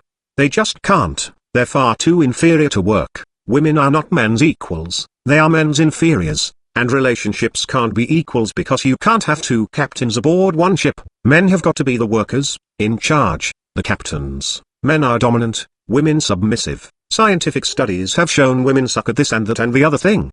They just can't work. They are far too inferior. Equality isn't real, it has no place outside of math class. They go on and on with men and women are not equals. Women cannot work. They suck at work. They have to raise babies while big strong dominant males do the work, pay the bills, and be captain of the ship. These people are actually advocating traditionalism from a point of male supremacy. Their main gripe with feminism is it challenges this male supremacy. The problem really is, they have no idea what the fuck they are talking about. Once you get these silly traditionalists to understand, being a man and doing all the work while the wife stays home with her feet propped up in a day and age where housework means flipping a few dials while the kids are at public school all day, this puts women in charge. When women are the ones doing the child rearing and men are the ones providing them with money, women get custody and men pay child support. When mums are people who raise children, and dads are people who pay for them, is it any wonder that in a divorce these roles stay the same and ex-wives get the kids and raise them, and the ex-husbands support them, and when whoever gets the kids hits the jackpot, the power of divorce is in the hands of whoever is guaranteed child custody. A man threatens divorce, and it's like pulling out a BB gun, it is a little threatening. But a woman threatens divorce, it's like pulling out a shotgun. It is way more of a threat, because she will hit the jackpot at his expense because children go to her, due to traditionalist attitudes and the result of the traditional division of labor. What these men don't understand is, marriage is not a patriarchal institution where the big strong dominant man is king of his castle, the captain of his ship. Modern day marriage is matriarchal. The wife holds all the power. She's the motherfucking captain, she's the top, he's the bottom, he's the bitch. If men could really and truly be made to understand this, I mean really be made to understand this, his biology will take over and he will say fuck this, I ain't marrying no woman, I ain't propping up no parasite, I'm not slaving away for her on the plantation, I'm not going to be some disposable cash dispenser, I'm not going to be the lawful property of a woman, I am not going to be owned by a woman, I am not going to be under the control of a woman. If men can just be deprogrammed, so that they may see the gender power dynamic as it really is, his natural biological instincts will kick in and he will reject the traditionalist paradigm he has been professing. I try to get through to these guys, but they take the blue pill each time.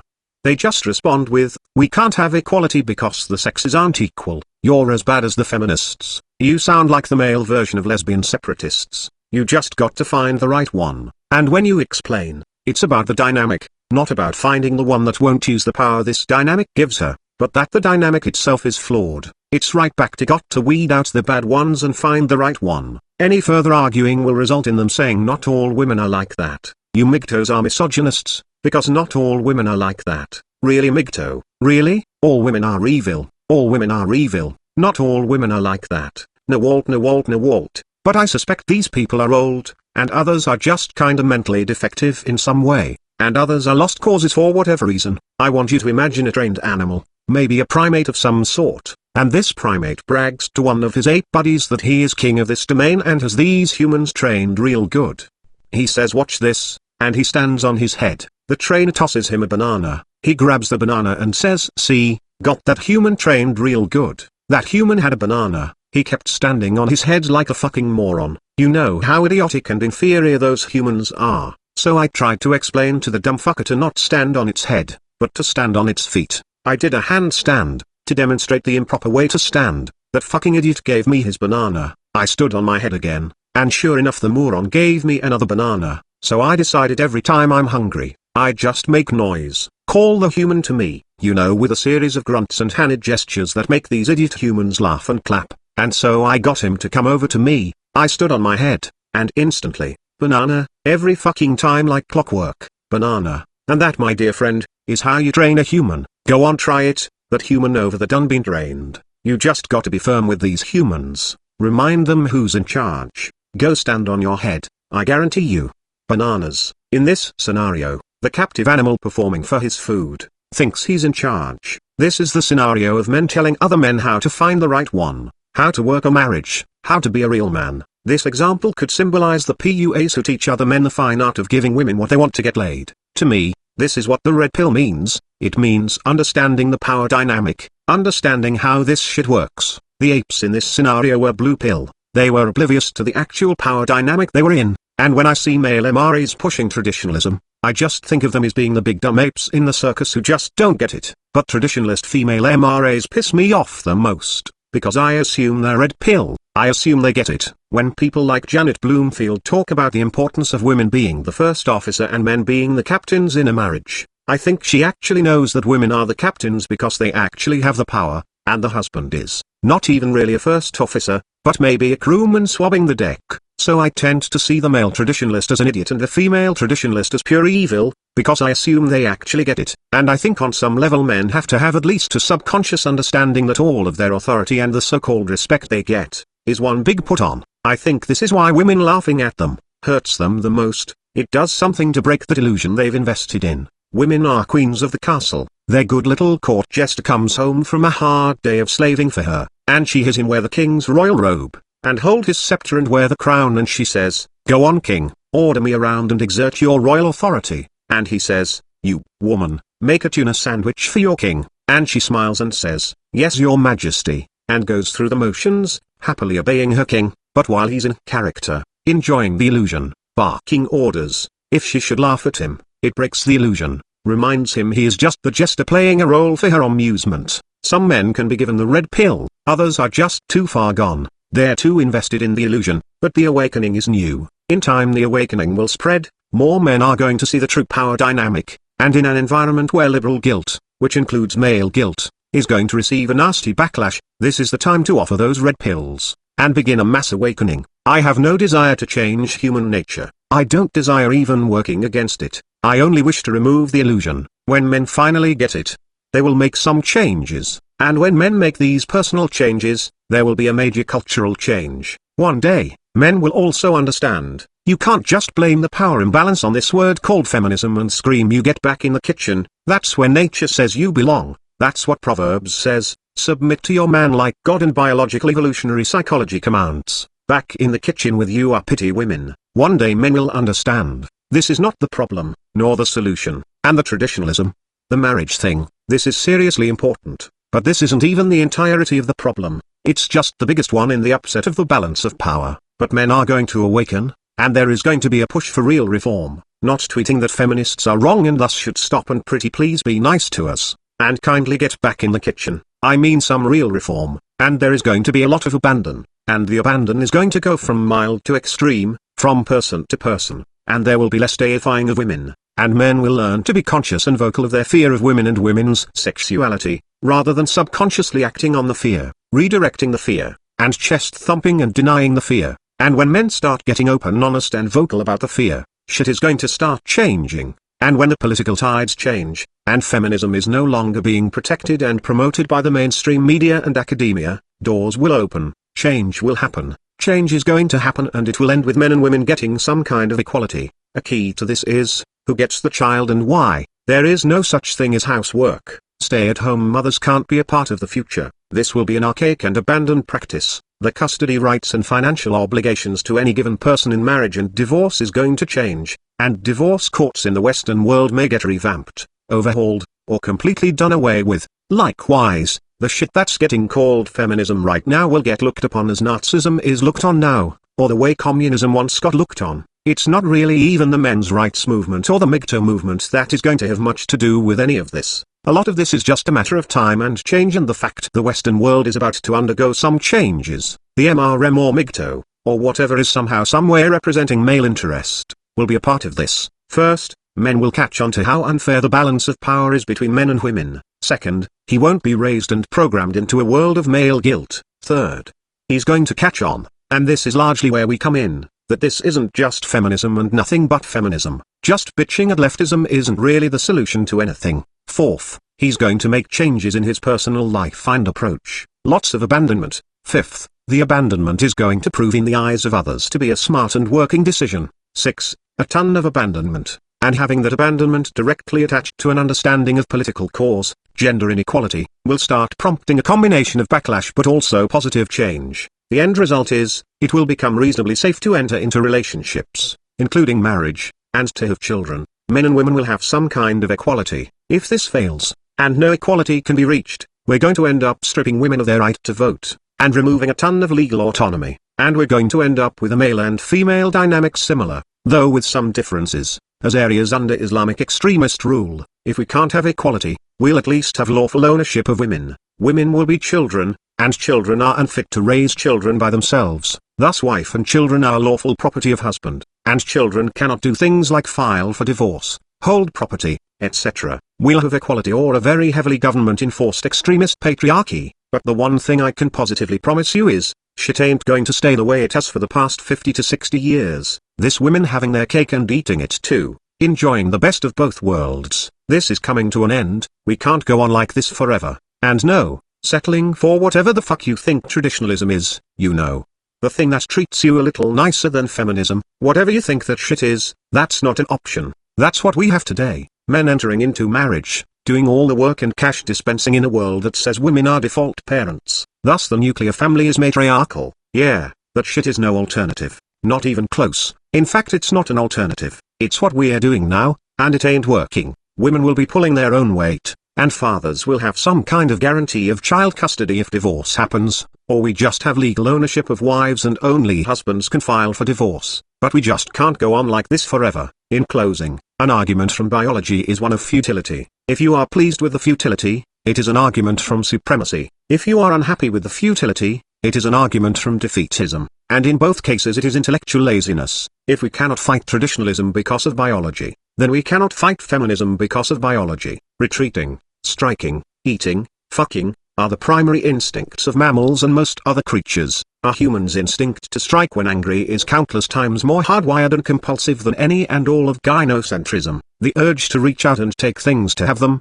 is also a very deep-rooted biological impulse that is fought against constantly. Gynocentrism is merely a fraction of that impulse, and surely we humans never have and never will do away with our greedy urge to take things, theft, or our impulse to hit when angry, but we have, we are, and we will continue to fight these urges. Things like violence, murder, and theft vary from society to society greatly, as the environment changes. The human urge to be violent exists in all cultures, yet even the same culture can experience times of extreme violence and then peace depending on many social factors. Since genetics could not account for it happening among the same territory, we work towards remedies to the causes of the violent upsurges, whether they be caused by revolution, oppression, poverty, civil war, or other. Violence is infinitely more hardwired and compulsive than white knighting or gynocentrism. We need not defeat gynocentrism or its manifestations, feminism, chivalry, we need only fight it. An airplane does not defeat gravity, for it is still subject to the constant pull of gravity, but it flies so remarkably by operating within those physics, and fighting the gravity. So there's good news and bad news, Karen. The bad news is, you are wrong, completely and utterly wrong about pretty much everything you said. The good news is, you can have hope, and stop letting gender bum you out. You mean to tell me you have never watched Breaking Bad? No, I haven't. But you've at least heard of Breaking Bad, right? Yeah, of course, though for the longest time I got it confused with Breaking Benjamin. You're kidding me? No, all this modern day shit just runs together. Do you like Breaking Benjamin? They're an emo band, right? Something like that. Then no. But you should really give Breaking Bad a try. Sure, I will. You should give the Nazi zombie genre a try. Nazi zombies? Yeah, it's zombies, but typically involving Nazis somehow. Why? Because what's better than crossing the two most entertaining fictional entities? Fictional entities? Yeah, Nazis and zombies. Wait, are you saying you don't believe in Nazis or World War II? Don't be silly, that shit's all made up by Walt Disney. Wow, I heard of Holocaust deniers, but never Nazi deniers, or World War II deniers.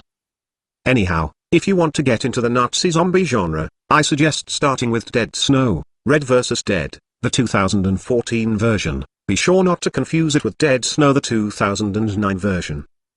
What's the difference? The 2009 version is in Norwegian with English subtitles, and is actually a lot different than Dead Snow, Red vs. Dead, made in 2014. Oh no, Bob, sniper, look out. Hey, what are you doing, Razor? Ouch, I've been shot. Wow, that was a close call. Thanks for taking that bullet for me, Sandman. Razor tossed me in front of it. Nice work, Razor. I thought you said you'd be willing to toss John the other in harm's way for Barbarossa. Well, he's not here, is he? Yeah, I think he might be smart enough not to hang out with you. Who do you think made the hit?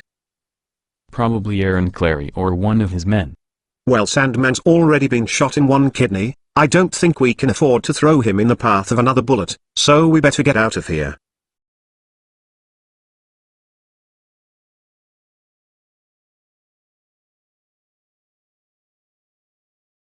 Dead Snow, Red vs. Dead.